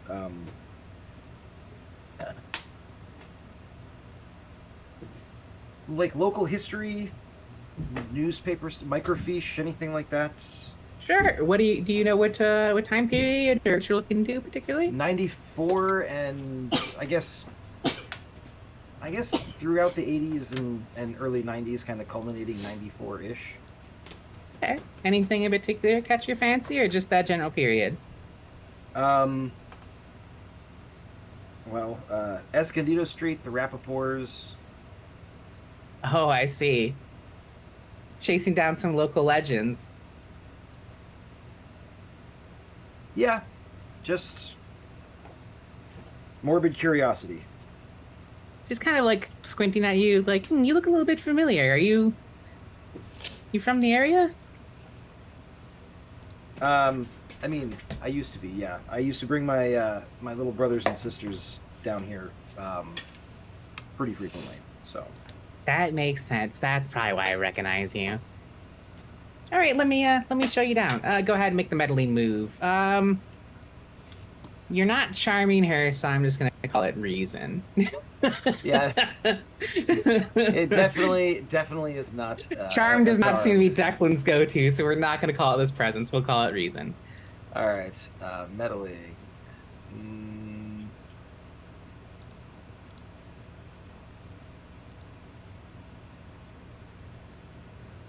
you know what? I think I might use Oh, the I should mention, Ever did redeem 2 benevolences, so you do have 2 advantages to use at your leisure, if you'd like, as the group. Ever did not Okay. specify who's it for, so you have 2 opportunities. I also have a malevolence at my disposal, for the record. Gotcha. And can I wait to use that benevolence till after the roll, or do I have to use it? You have to use it, but you have to declare Okay. before you roll. Because I was going to say I was planning on using the collections of choose your own adventure books, not physically, but to be like, I remember I checked out my first choose your own adventure books from I think Oh. you recommended and kind of like using that as a conversational thing just to kind Sure, of yeah, go ahead and check those. Okay. Ever has clarified, the 2 benevolences are for Steph and Jane, respectively, for the newbies to the channel. So you both gotcha, you okay. both have a free advantage at your leisure.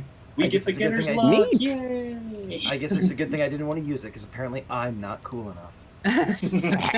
It's okay, Ben. One day all you right. will be cool enough. Maybe as cool as we Ben, are. take it up with Ever. I'm They did okay. it. All right, so then I do it like that, and still, shouldn't have bothered. I still would have gotten basically the same results. Oh well. Marking it item would be pretty good. It gives you a bonus. Give you a pretty big bonus. Say again.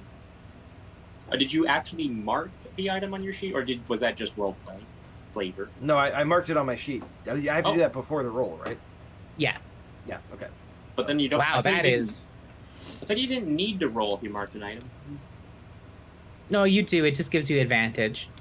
Oh, okay. Yeah. That was the advantage roll. Wow, that's some numbers on an advantage roll. Goodness. Yep. All right.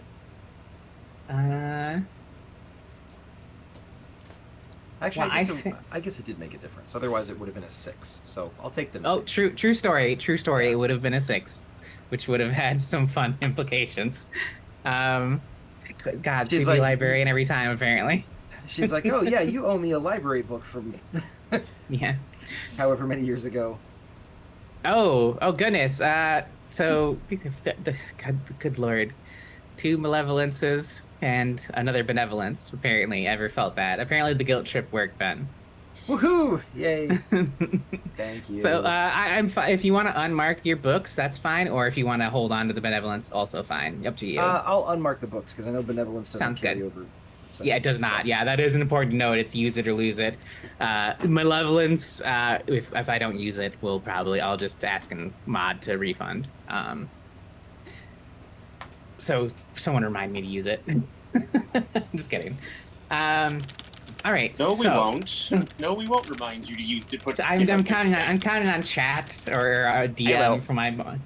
Steph, well, good job, Steph. I will too. I love failing rolls. Who doesn't? Failure's fun. Oh yeah, it's always fun. All right, so you start. Saga leaves you to your devices once you get to the microfiche, and you start flipping through them. I'm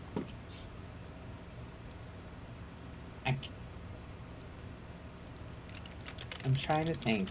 It's a fun complication to put on you with this. I'll put it to the group if anything has any fun. A complication that arises while flipping through the microfiche. That sounds good. Anyone has any fun suggestions?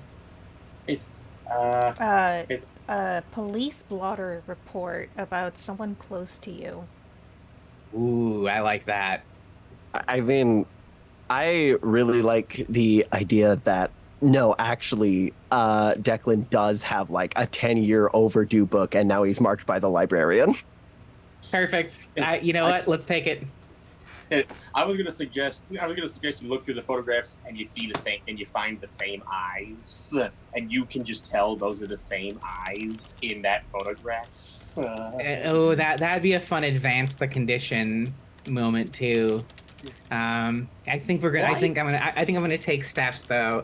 Yeah. So, while you're flipping through the microfiche, Declan, Sagan's back. She's like, you know what? I do remember you. And she pulls out. Apparently, she keeps immaculate records because there's your name with a 10-year overdue book. It looks like. Well, this is a fun way to introduce a clue, actually. It looks like you checked out The Lion, the Witch, and the Wardrobe 10 years ago. But weirdly enough, Declan, you remember that you packed that with you.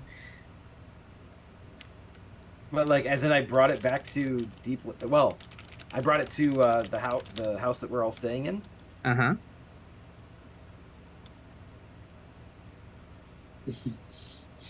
You know, I was wondering what the sticker on the inside cover that was torn off was. That actually makes sense. One of my younger brothers ripped that sticker off when I was a kid, and I just Of Huh. course. Wow, yeah. You know what? I can bring that back later today, great. I and hope of course pay the late fee. Yeah, just so you know, it does. I know a lot of people think they accrue continually forever. It just becomes the price of the book eventually. So you don't need to return it. I just need you to pay this fee. But if you're going to be using my library, what's Declan's last name? I'm sorry, I forgot. Juniper. Mr. Juniper, I hope you show more respect to my books in the future. I'll be keeping a close eye on you when you're here. Please take the condition marked by Saga. I was like 12, lady. The Old habits library- die hard, Mr. Juniper. Old habits die hard. Yeah, Yeah, like being a of all these silly superstitions kids have about adults, no, librarians actually are that nosy. Nosy good. So we're gonna call this clue. Declan, as you're thinking about it, you definitely don't remember packing that book, and you're pretty sure you've lost that copy years ago. So the copy that's with you, you're not sure how it got there exactly. That is your clue: a copy of The Lion, the Witch, and the Wardrobe in an unusual place, or unusual circumstances in this case, mysterious copy. of The Lion, the Witch, and the Wardrobe. All right, and then we're going to cut over to, I think we're gonna bring Isabeau to the house now. I believe. Bill Hanscom, that's the sheriff's name. I think I forgot to mention that. Bill Okay. Hanscom gave you his card, Uh-huh. and you were able to go on your way, and you make it to the house. I think about this point will be when Lottie and Kato are in the doorway still, we'll call it timeline-wise. So you see your fellow latchkeys standing in the doorway of the house. Hey, what's going on? And I punched Kata. Well, Yeah, she Punched punched her. me in the face. It was really rough. I like bled to death about it. Uh, I did. and Isabel looks very confused, not sure if to take you seriously did. or not. I I mean- I also cut my you see hand wrapped in bandage. I also cut myself on pine needles. What the hell were the needles? What the heck? It was, On pine needles? Are you allergic? no. If I was allergic, I would have found out a while ago. Over all The the pine trees that needles fell over out. there like move and shit. It's kind of weird. Also, there's like smoke coming out of the roots of the trees. I am gonna go over and take pictures of pine needles and tree roots. Yeah, so the Hey, clue's already get a been picture given. of this while you're at it. Just Yeah. point towards the symbol. So yeah, on you this. already have this clue, but you now have some pictures of this. It's a scorch mark in the earth of a deer, of antlers, basically. Okay. Do you also guys take want to a like picture help of me that. check out the house? I'm pretty sure my girlfriend's still in there because like I turned around after she said she wanted to show me something in the basement or whatever, and then she wasn't there. So I'm kind of like trying to figure out what the fuck she's doing here. Why'd you invite your girlfriend? No, I didn't. I didn't. She just showed up. She was like, "Hey, I want to do a show in this abandoned house." I'm like, okay. I don't know, man. You want to do a show in the house that in the house that ghost hunters avoided? She's kind of weird.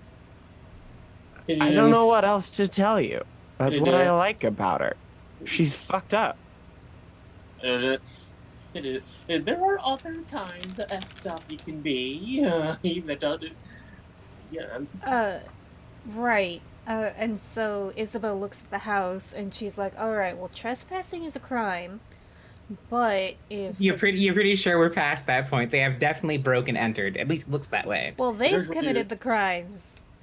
Isabel's trying to decide, but then like, oh, the girlfriend is missing. She's probably in trouble. That is a justifiable reason to do some It's breaking only a and crime if you entering. get caught. Also true. Yeah, and if I No. get caught, I lose my license. Then don't get caught. Oh, it's don't okay. Don't worry. I'll go back. Well, it sounds like your girlfriend might have fallen somewhere, so I don't want to. I mean, we can't just leave her, clearly, so. And Isabeau will enter the house with the intent of. I forget what your girlfriend's name is, or if Isabeau even knows it. I don't know if. Did you mention Like, the I band think- name? Yeah, she's the lead singer of Scum. Her name's Bianca. I just call her B. Well, I will call her Bianca until I'm invited to call her B. Yeah. All right. So how are you tackling the home? Are you splitting up? Bodily. Oh no, I am not looking at. So, Isabeau Yes. is going to circle the property Okay. very slowly, keeping her ear out. So her assumption is that the girlfriend, that Bianca, probably fell through like rotted floorboards or something. And so she's listening very carefully for like, "Help, help," You're circling the outside of the house, or you said? outside. Okay. Okay. Kato and Lottie. Okay, Lottie would be following Isabel because because Lottie is prioritizing not having her future sister-in-law get killed, and when she could have, if she could have prevented it. Kato's just gotta call her, like on the cell phone. Excellent. Love it. So, all right. Isaba, I'm going to ask for the meddling move. Sounds like reason to me. You're searching the outside. As you're rolling that, you do hit the backyard. There is a swimming pool. It's filled with a shallow layer of like the most algae-ridden mosquito hell you've ever seen. There's some old, cracked, faded furniture back there as well, and then some planters that have been overturned. And we're going to paint the scene again here. Before we do your meddling move. You can roll it. We'll just cover it in a second. So the paint the scene question for this backyard. The Raptors enjoyed one last day of fun in the sun before their disappearance. What do you see around here that shows that?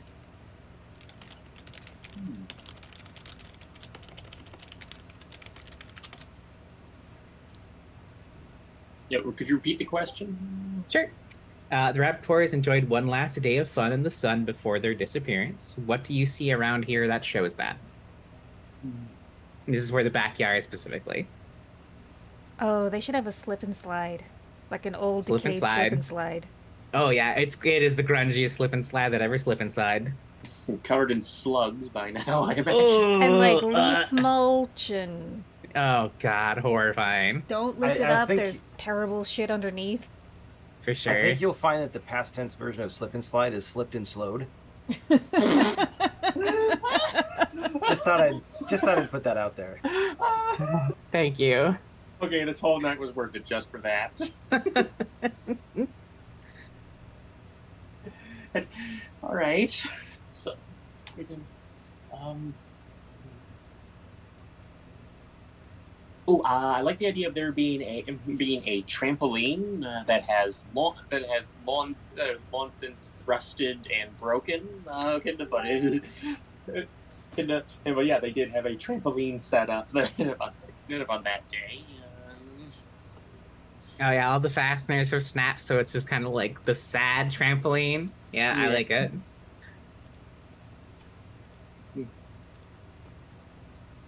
And either they put and it and I imagine like normal trampoline would have the netting around it, but this one probably right next to the pool because Oh yeah.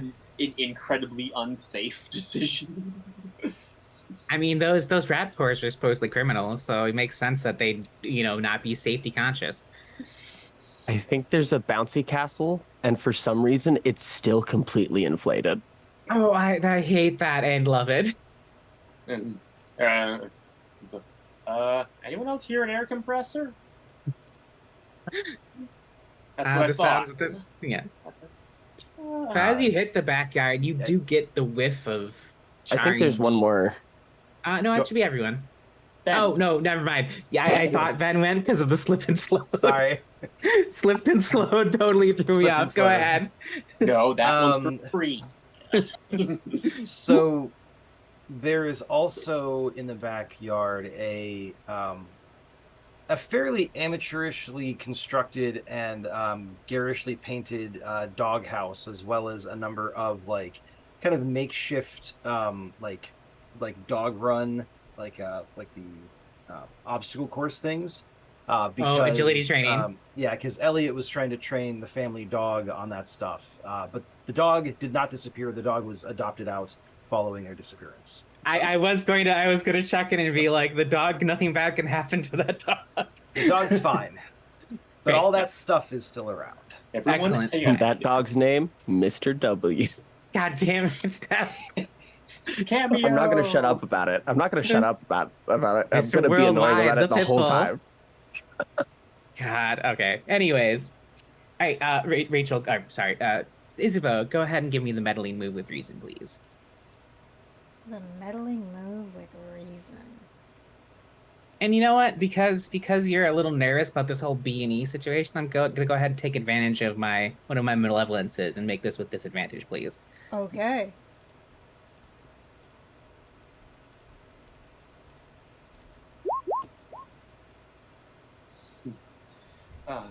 That's a miss.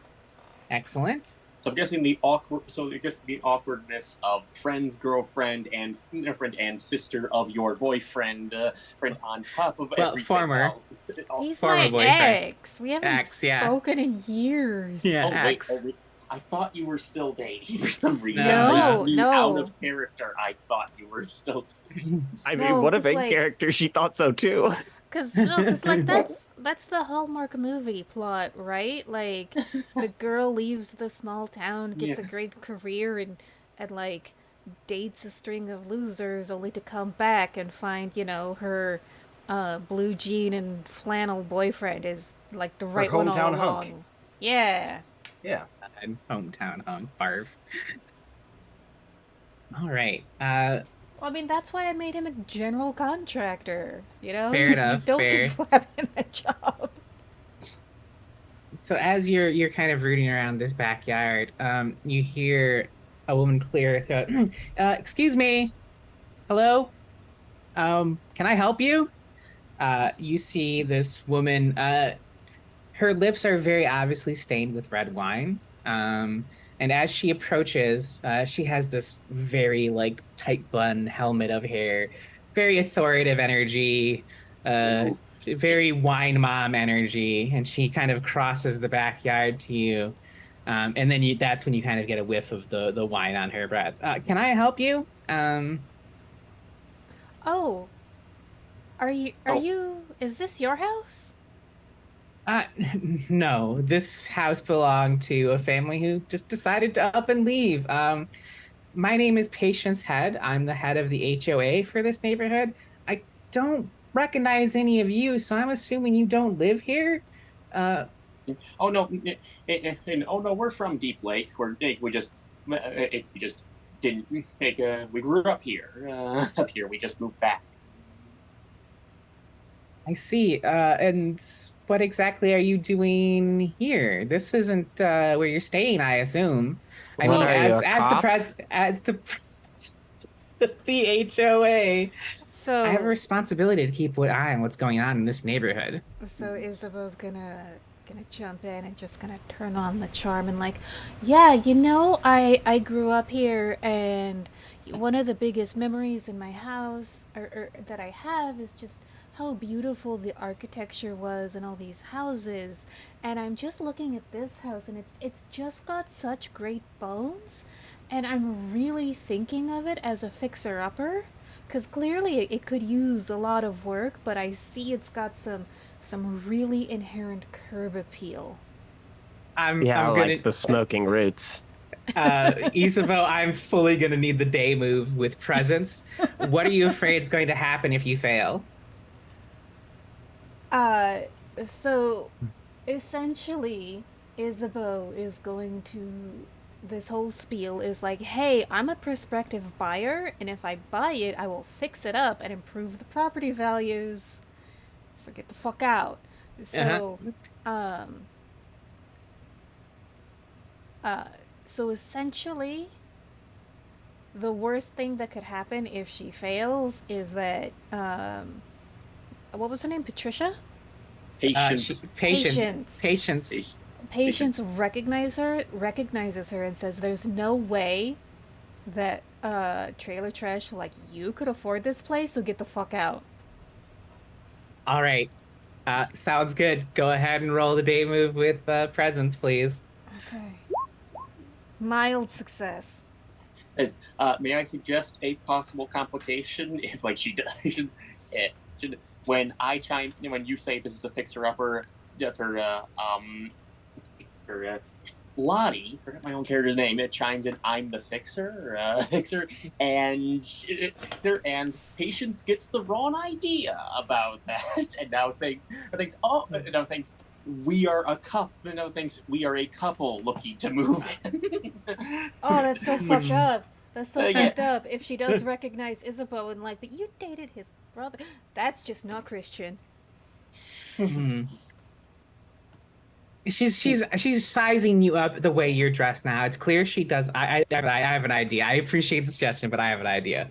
Uh, so yeah, she's sizing you up and is like you're worried for a second. She recognizes you, and then you realize no, she's just trying to like she's doing some Karen math in her head, like based on the clothes you're wearing, how much money you make, and if you can afford a home in her neighborhood. And then she's like, hmm. I suppose that might be true. And she kind of looks Lottie over. Is this your contractor then? Oh, uh, We're a bit yes. closer than that, I would think. Oh, goodness. I'm Wait. so sorry. I didn't realize this was. Housemates. We live Well, a little bit whatever down. you kids want to call it these days, that's fine by me. This body's trying to hide her her spy. It's like, yeah, yes, we are in long-term cohabitation together. I'm here to fix, right? And I have a real talent for fixing things. Anyway, I was just Izzy here taking handles the some. paperwork. I was just taking some pictures. Holds up the disposable camera. Hmm. I see. It's just it's surprising to me no one called me and she'll just kind of conveniently pull out of her. I have the key to their home. I'm surprised the realtor didn't get in touch with me to help let you in and show you around. Maybe it's Oh. because you're sort of a stuck-up asshole. Isabeau just looks Just a at theory. you, like, She says, taking a long drag off her cigarette. Patience eyes narrow. Well, I see you keep very colorful company, Miss. I don't think I got your name. Sanders. Miss Sanders. Well, I'll be keeping an eye on you and your friends here, while you consider buying this home. Could use both eyes. I'm a bit of a handful. Kato, may I speak to you for a sec? If you were in private for a moment. I think because it was your role, Isavo, you are going to take the condition marked by patient's head. Yeah, it's like, hey, Oh. Kato, we have a nosy neighbor. Uh, Do not attract the nosy neighbor. Kato, speaking of Kato, you wanted to call your partner, so let's do that real quick. I have one question. Oh, sure. Is Yes. this locked or not? Is what locked? The condition that you just gave me. No, you can get rid of it. Yeah, no, not like you can get rid of it now. You can get rid of it with the nostalgic move. It's not sealed to your character. You have not And been she'll- cursed by Patience Head, and she will follow you to the ends of the earth. That would be the advance. That would be the advance of the condition to curse I mean, by at some patience head. point, I'm just gonna push her into the reservoir. Right. So Kato, you call Bianca. It rings a few times. Hello. Hey, You hear some music in the background. babe. Yeah, you called me. Remember? Well, yeah. Where are you?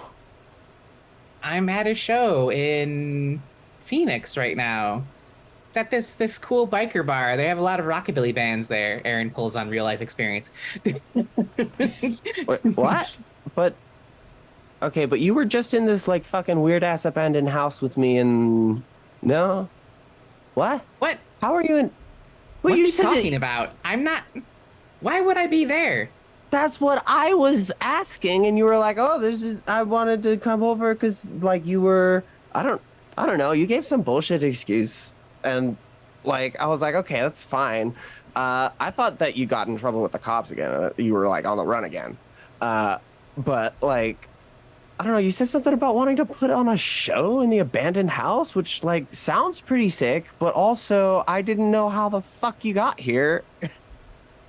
So there's a little bit of static in the phone call for a second, and then her voice returns. Sans music. Yeah, it's just a little prank. I'm still inside waiting for you. What are you doing out there with those two? Where did the music Should go? I be worried? Why are you not on? How? What the fuck? Is the And the place line goes not? dead. Oh god damn it! How's Kato feeling? Frustrated. Why don't you go ahead and take the condition frustrated? I like how many ways that could be interpreted. It is versatile. If they're in, I think we'll call the day phase there, unless anyone else wants to do anything real quick. Well, unless Lottie's gonna do something with the house to see how it curses her. I don't. If you'd like to do something, please. Well, if Kato just tells her that there wasn't in there, so wait, then who the hell were you talking to inside? Who the hell locked the door behind you? Well, apparently it was. I don't know. She said it was her at the end of it, and then that it wasn't. And then I don't know, man. I guess she's like, oh, she might be high. Actually, Are you? no, Well, no. well, that's reassuring. Rena, okay.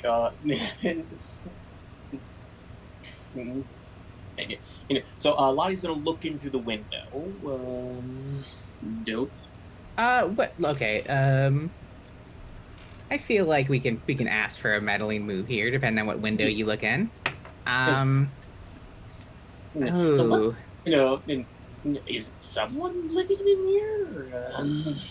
It feels like reason. I could see composure though, potentially, if Lottie's just trying to keep it together and explain the weirdness.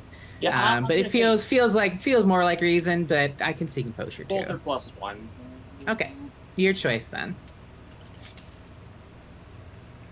Right, I can just click on it. Yep.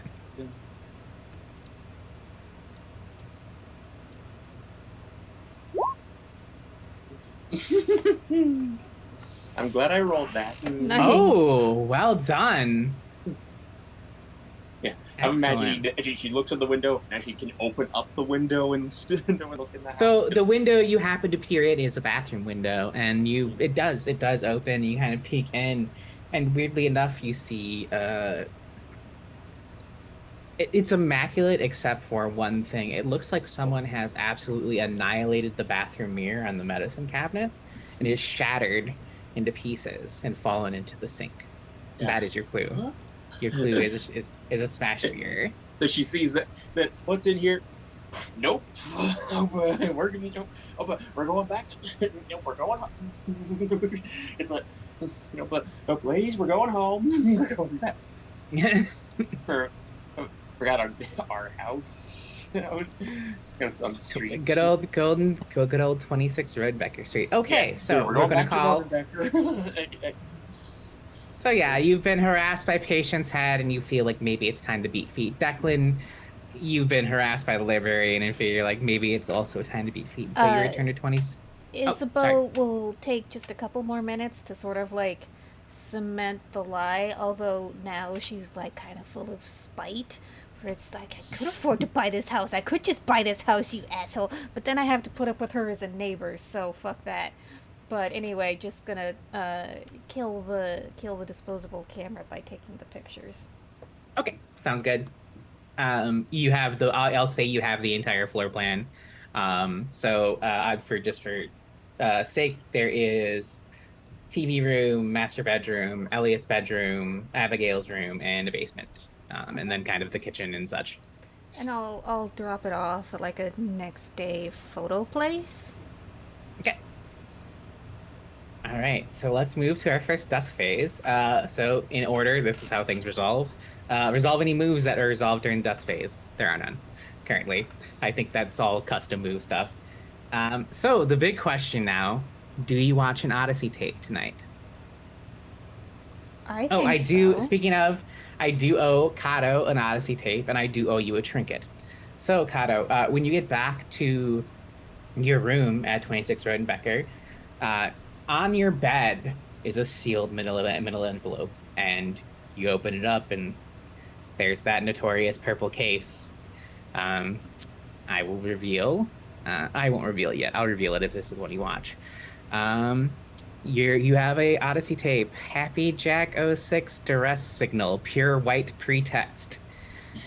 I will say, Declan, while you're going through the microfiche, you kind of you finish going through the microfiche, you got your weird clue.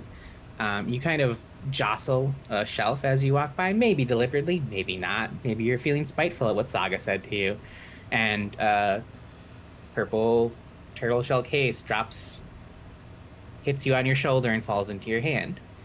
We're gonna call this. This tape is named Affirmations 4. Who did you say? There found was that just one. You, Declan, you found it. Okay.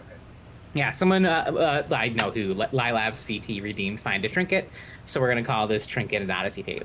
So you have so now back to the dust question of, are you watching an Odyssey tape tonight? I want Hell to. yeah. Fuck yeah, that's what we're here I for, think baby. Okay, now the more important question: which Odyssey tape are you watching? Are you watching the one that was dropped on your porch, or one of the two that you've been given recently? Let's go in order. Let's watch the porch tape. Yeah, I want to watch Lucky Lots. Lucky Lots Actually- 13 Ted Storage. Oh, sorry. Sounds good to me. Before we do that, I would like to make it a point to tell everybody else. So, I was actually looking at. All of you remember. All of you remember TV Odyssey and like some of the weird stuff that was on there. Yeah. Oh yeah, of course we do. That's why we're Yeah. here. Okay, so I'm pretty sure I just imagined it. Can I run the security footage back for them to see if they see the creepy eyes? I will say this play is a bit structured, so absolutely, if everyone wants to go over the footage with Declan for the night phase, we can do that. It'll just be interspersed with the Odyssey tape. Okay. Yeah, I want to make sure. Yeah, no, cool. That's like I so just want to when you show them the part with the weird eyes. That's it. cool, no, 100%. I just want to like so when you watch an Odyssey tape, the night phase is a little more like side scenes, and Okay. so you don't like so this is kind of a perfect side scene for honestly Okay. for watching an Odyssey tape and for kind of for session. If you have, Kind if of lets you, everyone interact together and do some RP, and then we do the fun tape shit. Mhm. We've Gotcha. assigned prompts already, but once again, prompt 2 is Steph's, prompt 3 is Jane's, and prompt 4 will be Rachel. So Where Let's do I do- find the prompts? I shared it. I'll show it to everyone again. It should pop Aha. up. Yep. Okay, yeah, I see. one of the now. handouts. It is one of the handouts that should be showing Tina. Oh, I should give you the other ones too. I won't. I'll show them after stream. I don't need to show them right now. You're not watching them. All right, so let's hop in to the Odyssey tape. You all gather in your living room in front of the CRT TV with its lovely VCR and pop in Lucky Lots 13 TED Storage Adventure. This tape is a short segment from Lucky Lots of Degoya County, a series of antiquing vignettes that aired on TV Odyssey. It features a mix of informative transitional slides and handheld camera footage, shot by the new owners of the lots. In this segment, a man identified as Ted Nesmith is the Lucky Lot lottery winner of a unit owned by a recently deceased woman named Esther Waitley. What's wrong, Rachel? Are you worried about that last name for some reason? I mean, it's not like I read a lot of Lovecraft. I'm okay with you let's- pronouncing it the way you did in Lovecraft's book. It was pronounced Wheatley. Yeah, I don't know why it's spelled that way, but that's how it was pronounced. So you press play on the VCR. Let's paint the scene. Ted is filming his first exploration of the unit's contents: boxes of books, old dressers, half-finished knitting projects, and other antique furnishings. What remarkably old relic does Ted find among the cozy knickknacks and quaint bric-a-brac, and why is it unsettling to look at? Everyone answers this question. I think possibly it starts out looking like religious art, but like the iconography is completely different. And the more you study it, like if you went to Sunday school, you're like, wait a minute, Jesus doesn't have fangs. It's really good. I like that. Ooh, Out of curiosity, is this something that should or should not be tied into the main mystery? It doesn't have to be tied in the mystery at all. This is fully a separate thing. Can it be? I will say the prompts are a good guide to you if you're looking for what kind of vibes to give this. Even though you're not reading one this time, Ben, next time for sure we will get you into the cycle of the prompts. But yeah, if you look to the prompts, they'll kind of tell you like the weird shit that's probably in the storage locker. I like the idea that there is a specific item that Ted picks up and looks at.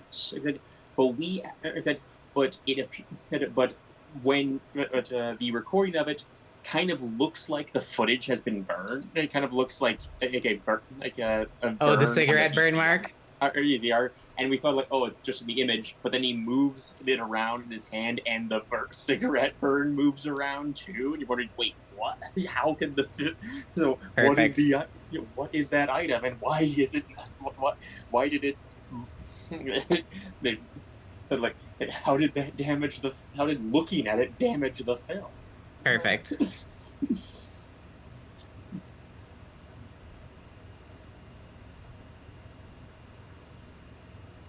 Beth or Ben? I have something in mind, but I didn't want to jump in if. Please go. Okay. There is a. So we see Ted fiddle with this thing, and it's a sort of like the bust of a clown, but it is solid metal, probably like some sort of cast iron or something like that, and it's got like a hinged arm, that when he pushes a little lever on the back, the arm kind of comes up and the mouth opens. And when he lifts the hand, you can see that in the hand there's like the indentation that's about the size, or it's the perfect shape for a coin. And he kind of opines that it's like some sort of old piggy bank. The reason that it is particularly kind of unsettling is because when he kind of does that a couple of times, the light shines on the thing's mouth just right, so that they're like these weird kind of like streaks of kind of maybe rust. It's probably rust. I'm sure it's just rust. Like around the sides of the mouth and kind of dripping down the chin. And my wife is in the chat. We have a piggy bank just like this. What the fuck? Why do you have that? That's perfect. That is peak creepypasta vibes. It's But pretty yeah, good. truly cursed. Oh, and that's right. And the eyes roll back when you Jesus lift the eyes Christ. or lift the hand. Are you this is Who are you trying to be designed cursed and that? haunted? Yes, absolutely. And I don't know. The thing is legit vintage. I don't know how old it is, but it's awesome. God. All right, Fuck yeah. Steph. I think that after Ted finishes fucking with the lever and making the clown's eyes roll back and forth, he goes to a vintage dresser. It's been like really thoroughly stained with anything from wood stain to like drinks and food. And on the top is a hand-rolled cigarette that looks exactly like the one that Kato gave to Casey earlier. Oh, I see. And Lottie would take out hers and look at it, and hold it up for the screen. It's like, All right. We'll press pause on the tape. And yes, so Declan's going to show some footage to all the rest of you, I believe. Now, and it's okay if you show us additional footage because we might be curious about how the Manila folder got in Kato's room. 100%. Yeah. Yeah. If you'd like to do that, that can be a thing. What Manila folder? Yeah, I was gonna say it depends on if we'll Kato says anything about it. Yeah. Someone broke into the house while we were out, by the way. No, they didn't. Yeah, they did. There was an envelope on my bed that wasn't there when I left. Maybe it's from like the Airbnb owner. Why would they give us an Odyssey tape? There was an Odyssey tape in it. Okay, we'll check that footage too then, because the place definitely wasn't broken into. So if someone did leave it here, they had a key. But I bet it's someone living in the attic. It's always someone living in the attic. No, I checked there. You checked the attic? Of course I did. What you don't check the crawl spaces of a new house? Have you checked it recently? I have a sincere amount of respect for that, Lottie. Thank you. I would rather not see all the rats that live in my house, thanks. I'd rather know than not know, personally. So specifically with this footage, before I show you, like, I see a lot of stuff that I think I see on, like, the TV and stuff like that, and so, you know, I've always just kind of assumed it was a holdover from TV Odyssey, because I'm pretty sure a lot of the stuff I remember seeing on that channel weren't real. So watch this and let me know if you see anything weird. I'm not going to tell them what it is. I'm not even going to watch it with them. I'm just going to basically like put it like a minute before that timestamp. I'm going to hit play and I'm just going to kind of like walk into the other room just to see what their reaction is. So you three watch the security footage. You think you see what someone enters frame, and then the footage glitches out, much like Declan saw, and then it pops back to normal. And then just I assume the camera's pointed at the porch, so you can keep an eye on packages and stuff. Yeah, the tape's just there. So to be clear, you do not see what Declan saw. Yeah, no, looks like some dude just showed up and dropped a thing at the front porch, like FedEx or something. Let's pick that. there's a there's using good quality cameras. Like, it must have had it must have lost power right as someone showed up in view. Oh, kind of like when I would be walking home like late at night or early in the morning, and the street lights would flicker off right as I passed underneath them. Did that ever happen to you? And like that. No, that never happened to anybody. I mean, if it's like raining out, sometimes. Yeah, that. No, the lights don't turn off when you walk past. Okay, that- legit for real in real life, that happened to me as a kid all the time. Same. And Yeah, a lot of people 100%. look at me like I'm crazy, so I was like, No. wait a second. That's yeah. I have Okay, good. I just kind of above board. I have an ass ton of weird paranormal experiences in my real life. Okay. I'm happy to share after stream. Anyways, so yeah, Yeah. the footage looks clear to everyone else. You kind of all go back downstairs, process that, and press play. Staff, take us away. We see the camera held by Ted, obviously. It's moving in and out of the storage unit and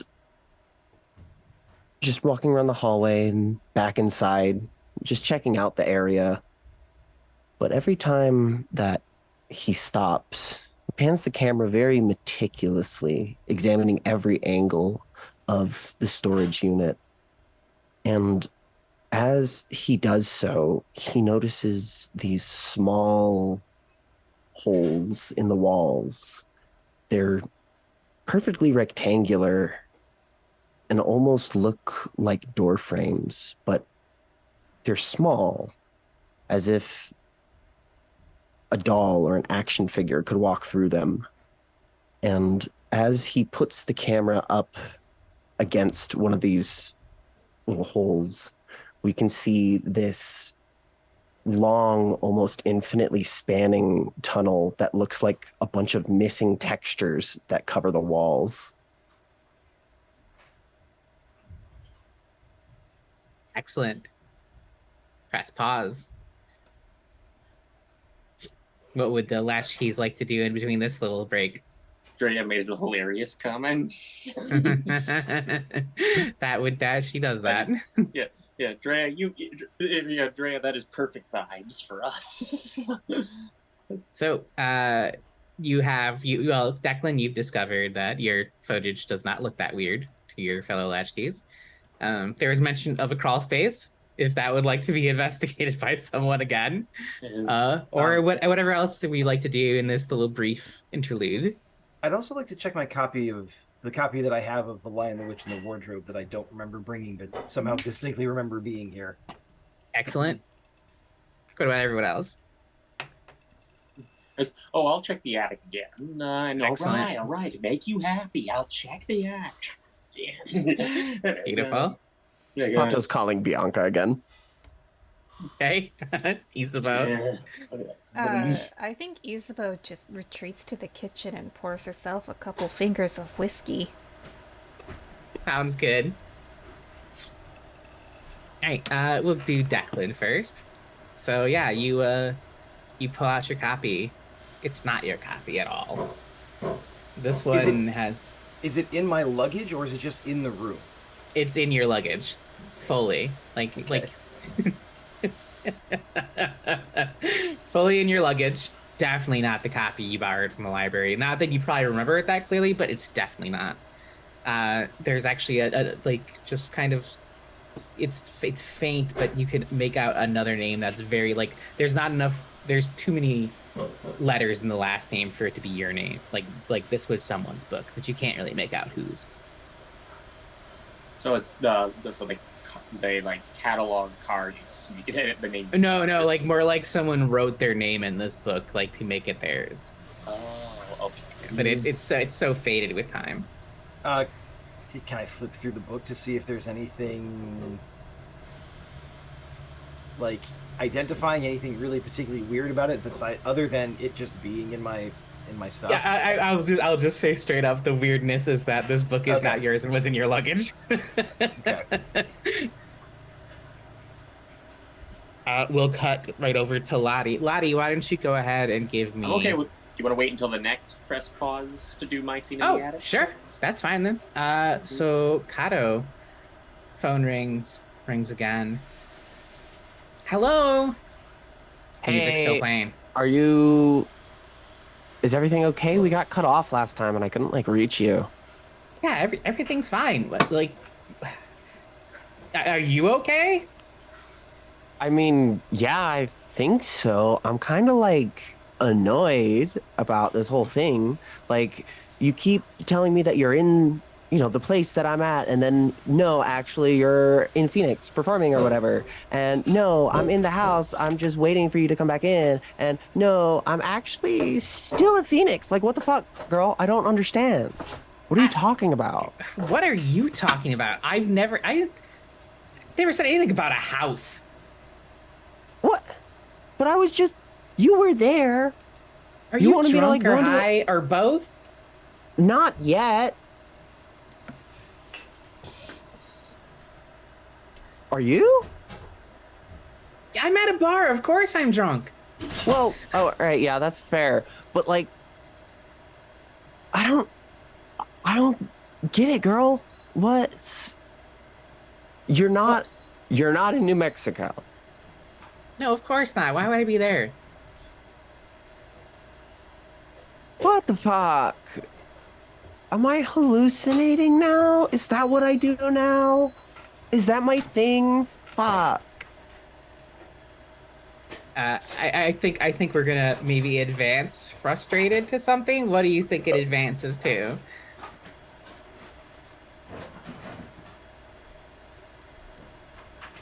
Really frustrated? I was gonna recommend disassociated. Or is that too much? I think she still like feels here. She just like doesn't. I guess more like really just confused at Ooh, this I like point. Frantic, which was Chiria's suggestion. Frantic's not pretty good. Frantic, Oh, cool. yeah. Let's advance frustrated to frantic then. Isabeau, you pour yourself a cocktail. You fully overhear Kato's conversation. Just not, I assume that she is not being subtle with it, so you fully overhear that conversation. Isabeau just sort of quietly files that away in the back of her head, like, are we gonna have to give her an intervention soon? You know that, and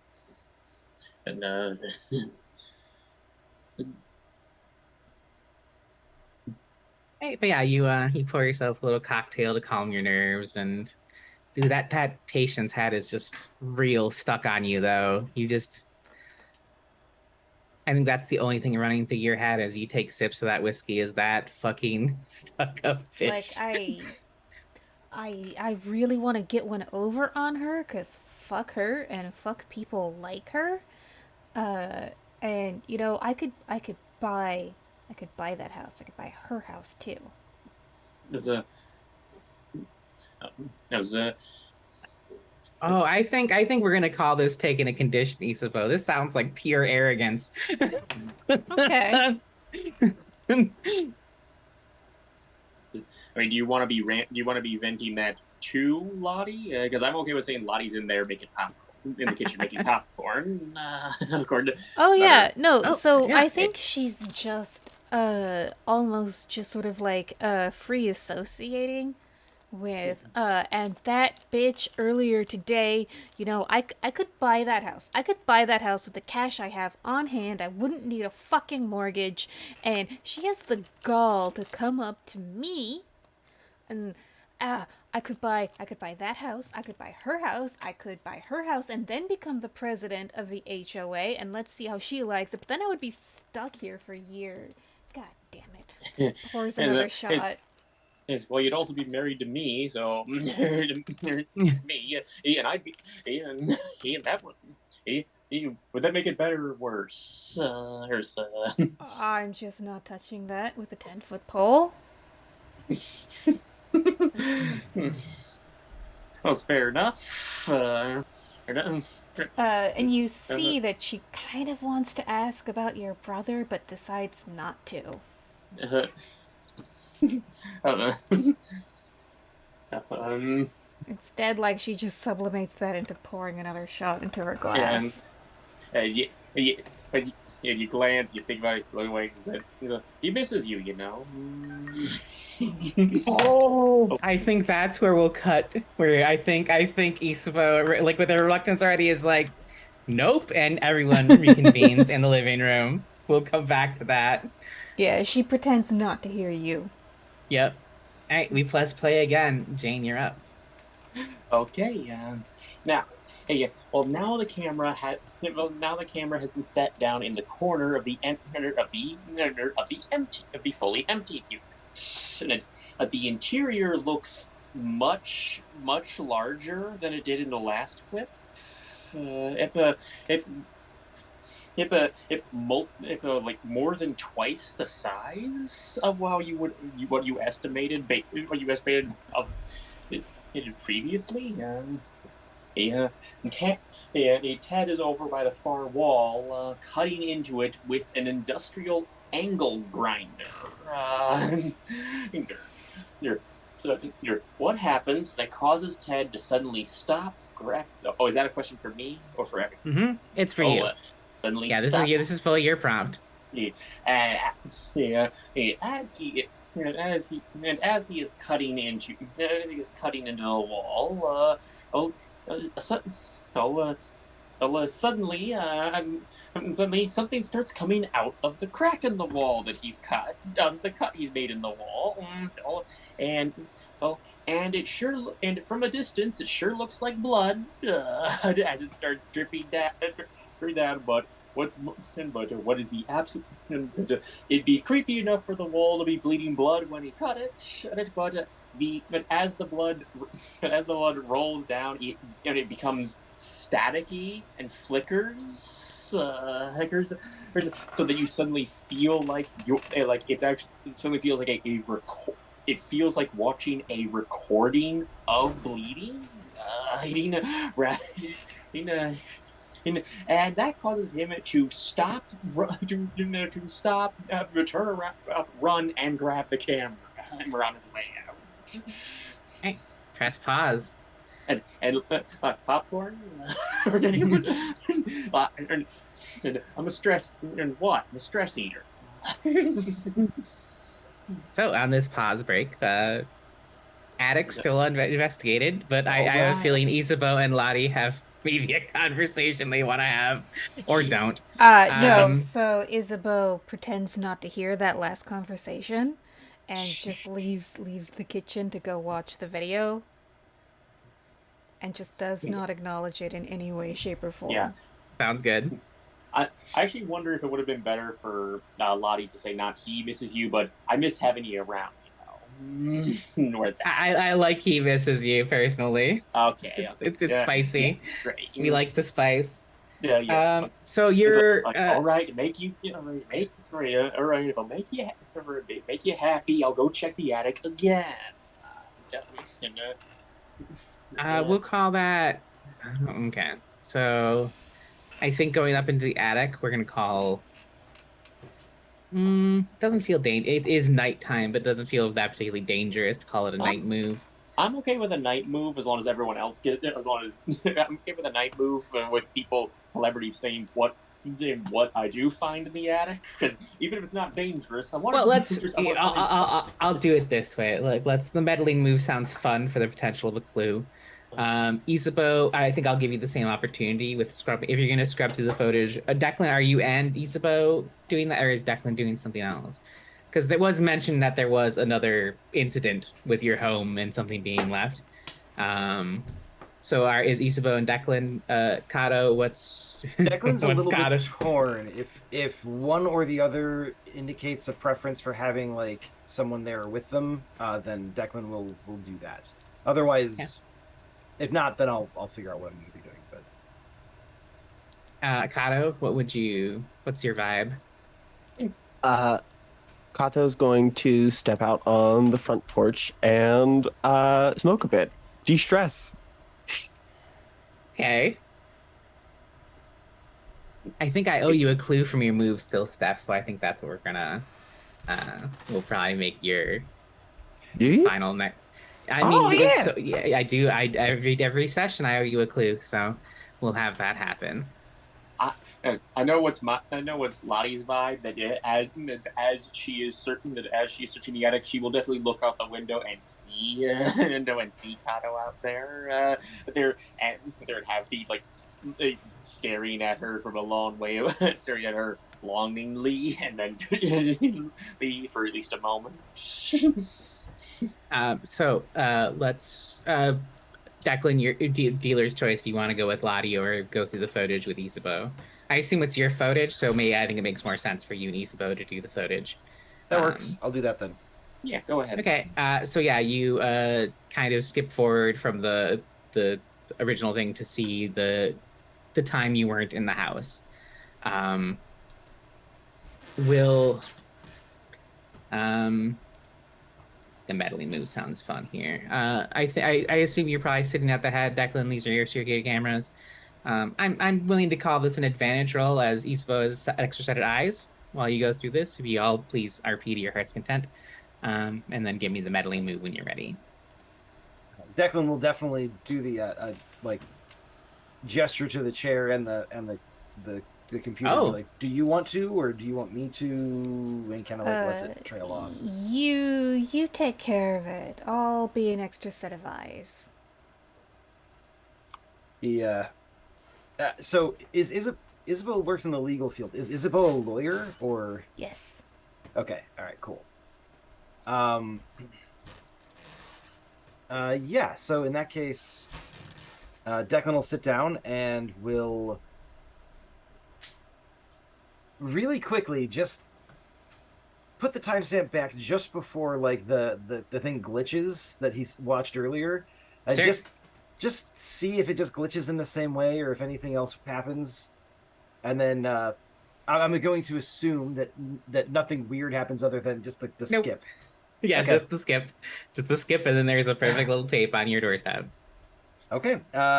Without making any comment on that, he's just gonna skip forward because Declan has spent years thinking he is got some weird hallucinations around this. So this is kind of this is not normal for him, but he's like, okay, fine, that tracks. And then we'll jump to later on to see what happened while he was gone. Okay, so you scroll forward. It's all pretty, standard neighborhood activity, nothing suspicious. I will call for the meddling move before I reveal this fun thing.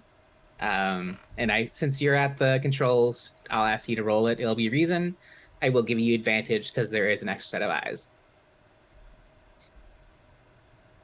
All right. So we're gonna go with. You said meddling, correct? Meddling move, yes. Okay. Advantage. Reason. Come on, be nice to me. Okay. Well. You did roll it with advantage too? I did, yeah. Yeah. Oh my lord! Two ones with advantage. I do anything about that with stuff after the fact? So Having if you'd used like to advantage turn or a no? key, so I'm going to narrate the failure first, and then if you'd like Okay. to turn a key, we'll cover that. I am Okay. going to cut away briefly to Lottie in the attic. You go up there, and it's pitch dark. You probably use your phone's light or a flashlight if you have one. Kind of, sort of. Yeah, she's got. Yeah, it's her work flashlight. She's an electrician. She's used to crawling in the walls. So yeah, you think you see something. Like your light hits something in the corner of the attic, and then you go back to it and it's gone, and you're searching. Those eyes. Nice. Yeah, here, raccoon. You whistle and you hear a return whistle, or maybe it's just an echo. You're not sure. Yeah.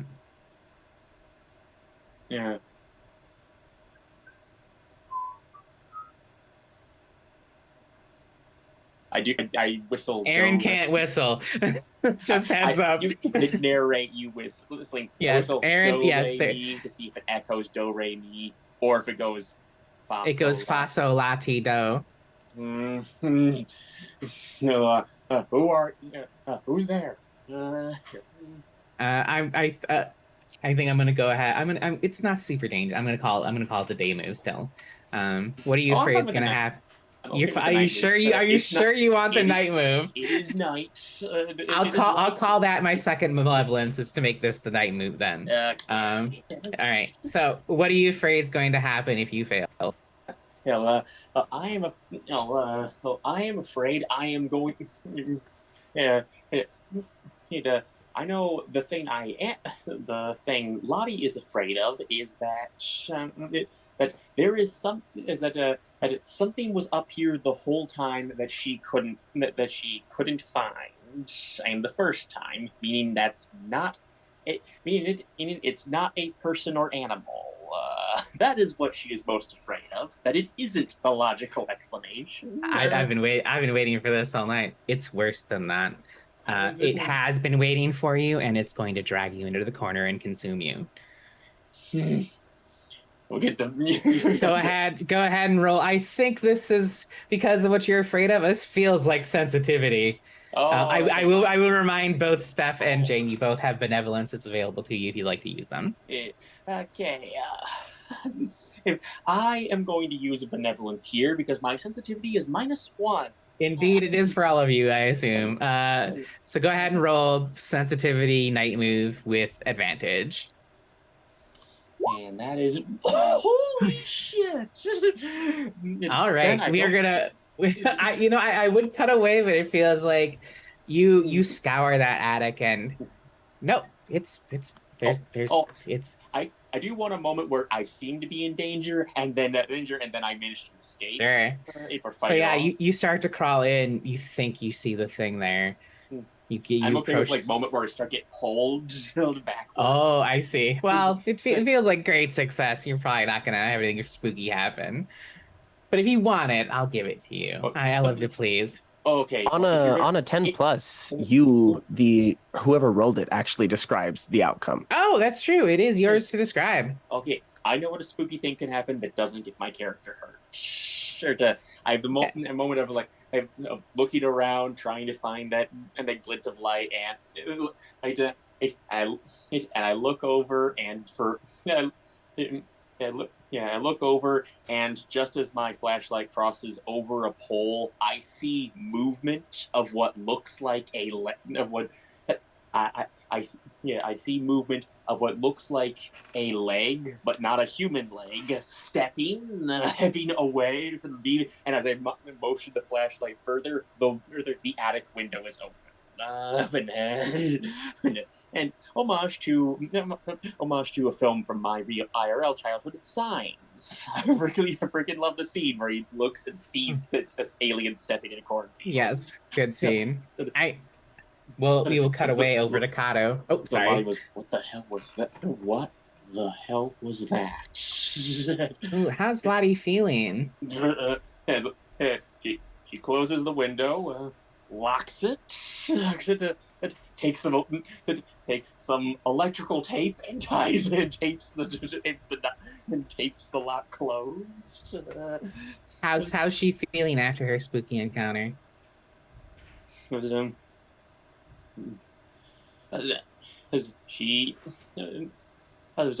She is nervous to talk about it because on the one hand she knows she saw something.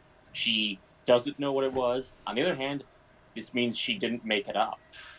This means this means that the thing she saw as a kid wasn't her imagination. We'll call it anxious, I think, instead of nervous. Take the condition anxious, and then we'll cut over to Kato real quick, and then we're gonna do the last prompt. Kato, you're outside and just smoking your cigarette, kind of processing all the weird shit that's happened with your girlfriend. You're not even paying attention as a car pulls up.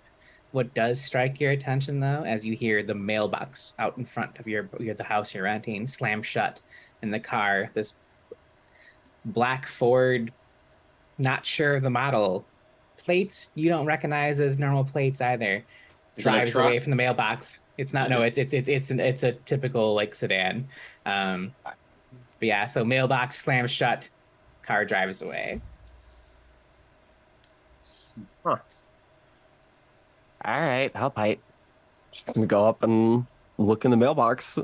Tell me what clue is waiting for you in the mailbox. It does not have to be for this mystery in particular, but go ahead and tell me what it is. It is a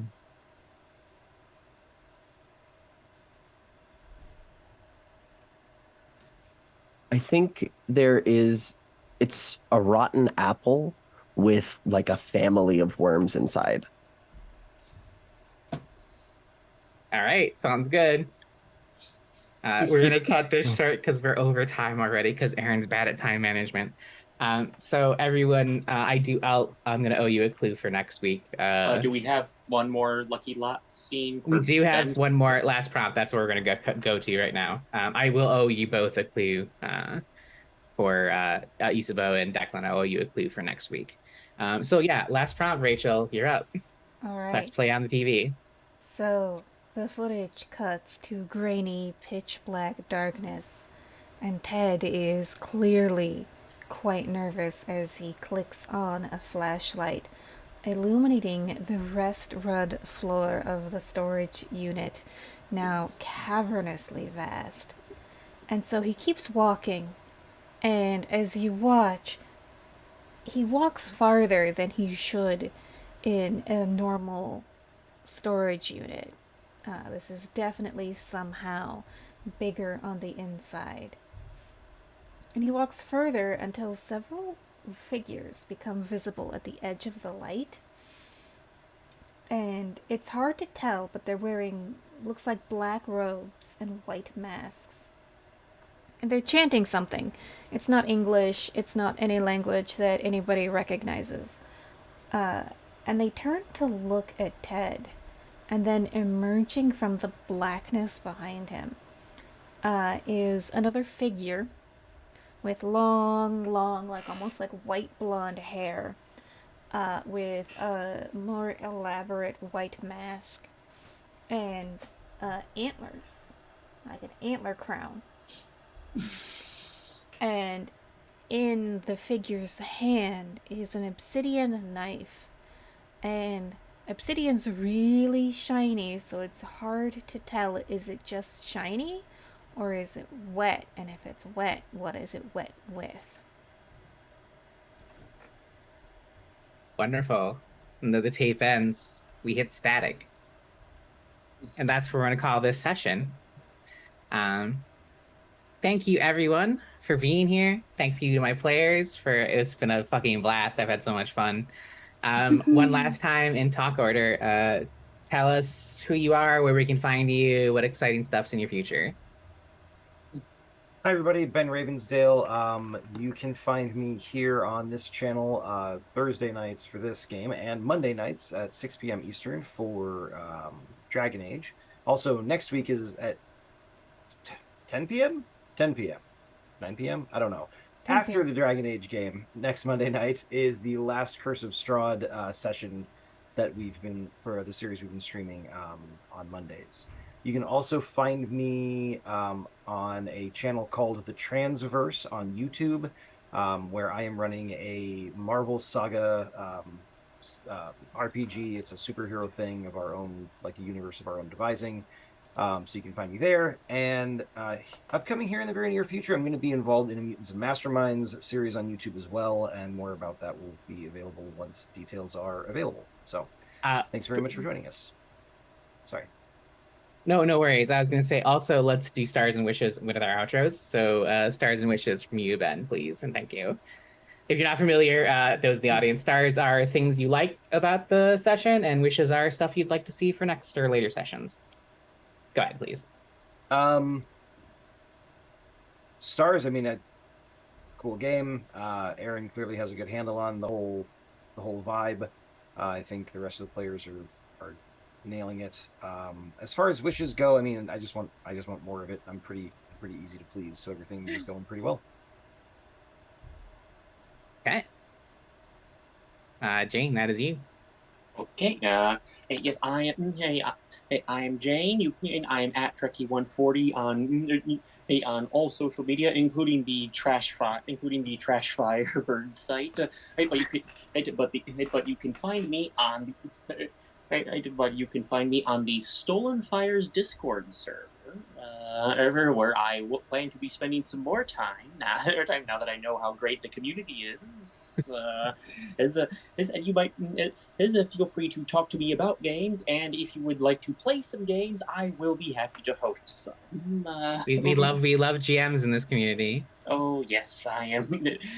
I am someone who is okay with. I am someone who likes to GM. But I'm having so much fun here. This is exactly the tone I wanted. This is exactly the vibes I wanted. I'm so into my character and the way I love everyone else's character too. I know this is only going to get more interesting as we explore more of Deep Lake and our histories. And so stars and stars and wishes. I mean, long-term wish. I want to say hello to my brother, and have really mixed feelings about him. Things about him. Yeah. And I am for stars. I mean, Kato is best worst worst girl. Isaboo.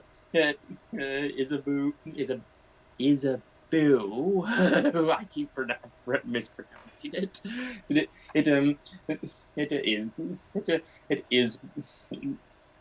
It is worst best. She is best, but worst at being best.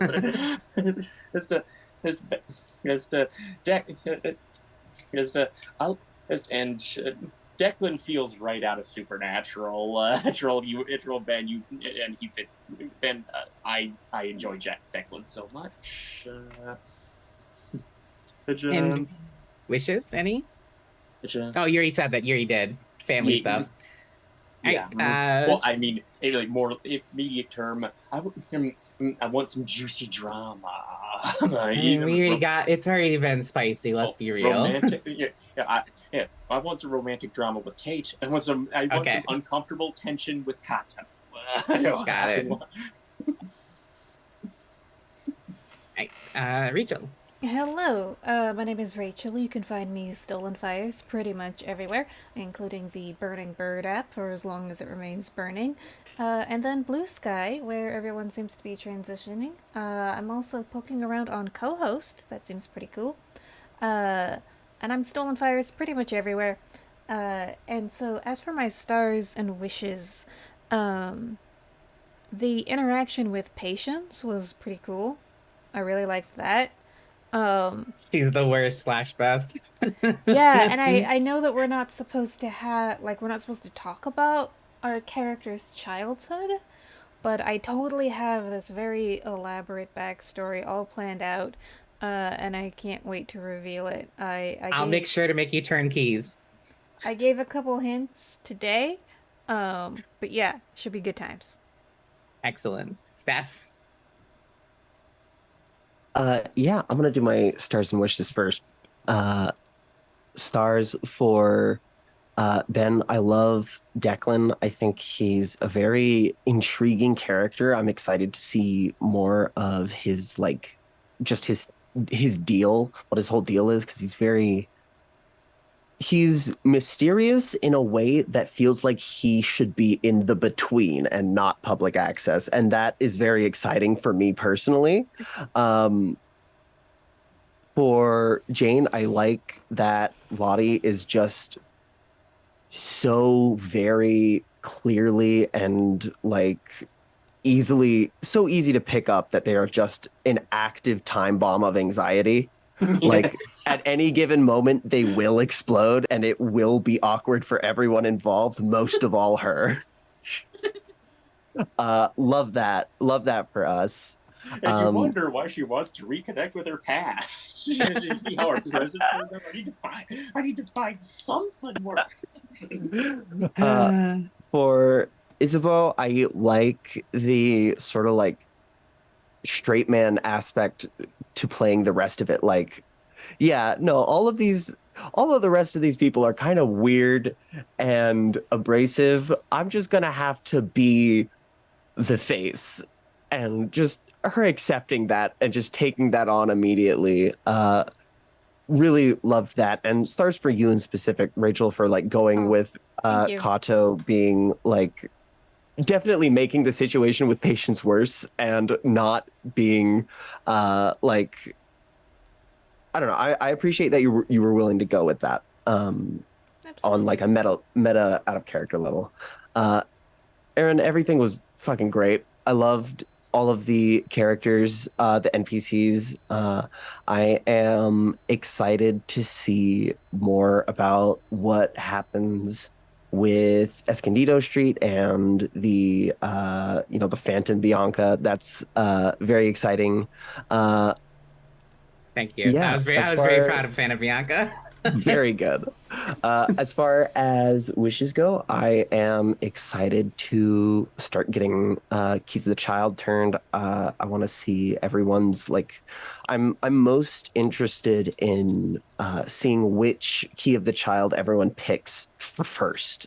That's like an interesting thing for me personally that I like to take note of. Like which prompt is first is seems like a pretty big step for a character for me. Um, so I'm excited to see all of those. Again, my name is Steph. I use she, her pronouns. You can find me pretty much anywhere under the username Steph Infection. I'm pretty active in the Gauntlets Discord. I'm working on a couple of different Carve from Brindlewood games right now. One is an SCP inspired game. It's called Site 42. If you want to check out everything that's going on with that, you can join Going there the right Gauntlet now. Discord. Right now. Yeah. You know, Join the Gauntlet Discord, and under the community design tab in the forum post, you can see everything that I've been doing with that there. I'm also working on a game called A Shattered Veil, which is a Rifts role-playing game inspired Carve from Brindlewood hack. Myself and Daniel Qualls are working on that. He wrote The Between Ghost of El Paso. And yeah, I'm just really excited to be here. The main social media that I use is Mastodon. I'm on the dice.camp server, so you can, if you want to find all my shit, if I'm posting, it's probably going to be at Steph Infection at dice.camp. All right. That will leave me. I am Aaron. I'm your keeper. I use she, they, they pronouns. You can find me pretty much everywhere as Greg Cthulhu. You can find me here tomorrow, playing Blade Runner, run by Rachel, at same time, same bat channel. Saturday, I'm recording. Never mind. Nothing happening on Saturday. I can't talk about it yet. And yeah, I think that's it for me until next week, Thursday. My stars and wishes. You're all great. I was so very, very nervous, as everyone was aware of. Steph, I love what a disaster your character is. It's literally the kind of character I would play in a game. I kind of do play a similar character in Blade Runner, actually. Bit of a disaster. Rachel, I loved Isabeau's like measured, but very obviously there's a lot going on under the surface there. It comes through very clearly in your role play. Jane, Lottie is. I mean, I'll second what Steph said. It is a ticking time bomb of anxiety, just ready to go off, and I'm here for it. Ben, I love that coming across that way. yeah, I'm also gonna second for Ben. Declan is fully between. I believe it's been said twice. Once as a supernatural character, the second as a between character, which are the same thing, by the way. If you know anything about the between, the between is the Penny Dreadful version of Carve from Brittlewood. If anyone's curious, but yeah, I there's so much like there's so much going on with him that is like kind of implied by his character, and you did really great. Which is, I'm looking forward to y'all start turning kings. I'm going to be more ruthless, I think, next week. I think the night phase is probably not going to. Well, you might watch another phase, but I think there's going to be a lot more night moves, especially if you investigate the house and split up. I think we're gonna make the house have a lot of night moves next week. I think, because I want to see those keys turned. Stop being so nice, chat. Seriously, stop. No more Ben violences. God, more male Hey, violences. whoa, whoa. And so before we call this, I have a stinger scene I need to narrate. Because the layer 1 of the TV Odyssey mystery has been unlocked. After I finish this, Rachel, a hard cut would be great. So just for the dramatic moment. I'll cue you with that when I'm done. There's a TV somewhere. It's an old CRT, boxy and heavy. One of those gray TV carts like the teacher used to roll into the classroom on movie day. Except this is no classroom, and we're not here to watch Charlotte's Web for the 3rd time. This TV is in the desert, the blasted landscape where the old gods made war on each other. It blinks to life. On the screen is a man so big he fills the flickering flame. He's wearing a creamy yellow suit and a cowboy hat, and his bolo tie is shaped like the sun. He's looming over a table that is comically small in front of his vastness. Tarot cards are spread across it. He looks at the camera and speaks. It might surprise you to learn that I'm an enthusiast of the tarot. The first card in the major arcana is the Fool. The Fool depicts a young man, blind to the realities of the world, stepping off a precipice. Fool is said to augur a new beginning in life, a new journey, and importantly, on the need to trust the hidden forces of the universe to guide you on your way. I do wonder what will happen to these new fools. Those beautiful fools who have traveled all the way back to the enchanted land of their youth in search of the truth. What will happen now they've stepped off the precipice? Will the universe set them down gently? Or will they simply plummet into oblivion? The TV turns off, leaving a hot white dot in the center of the screen. Good night, everyone.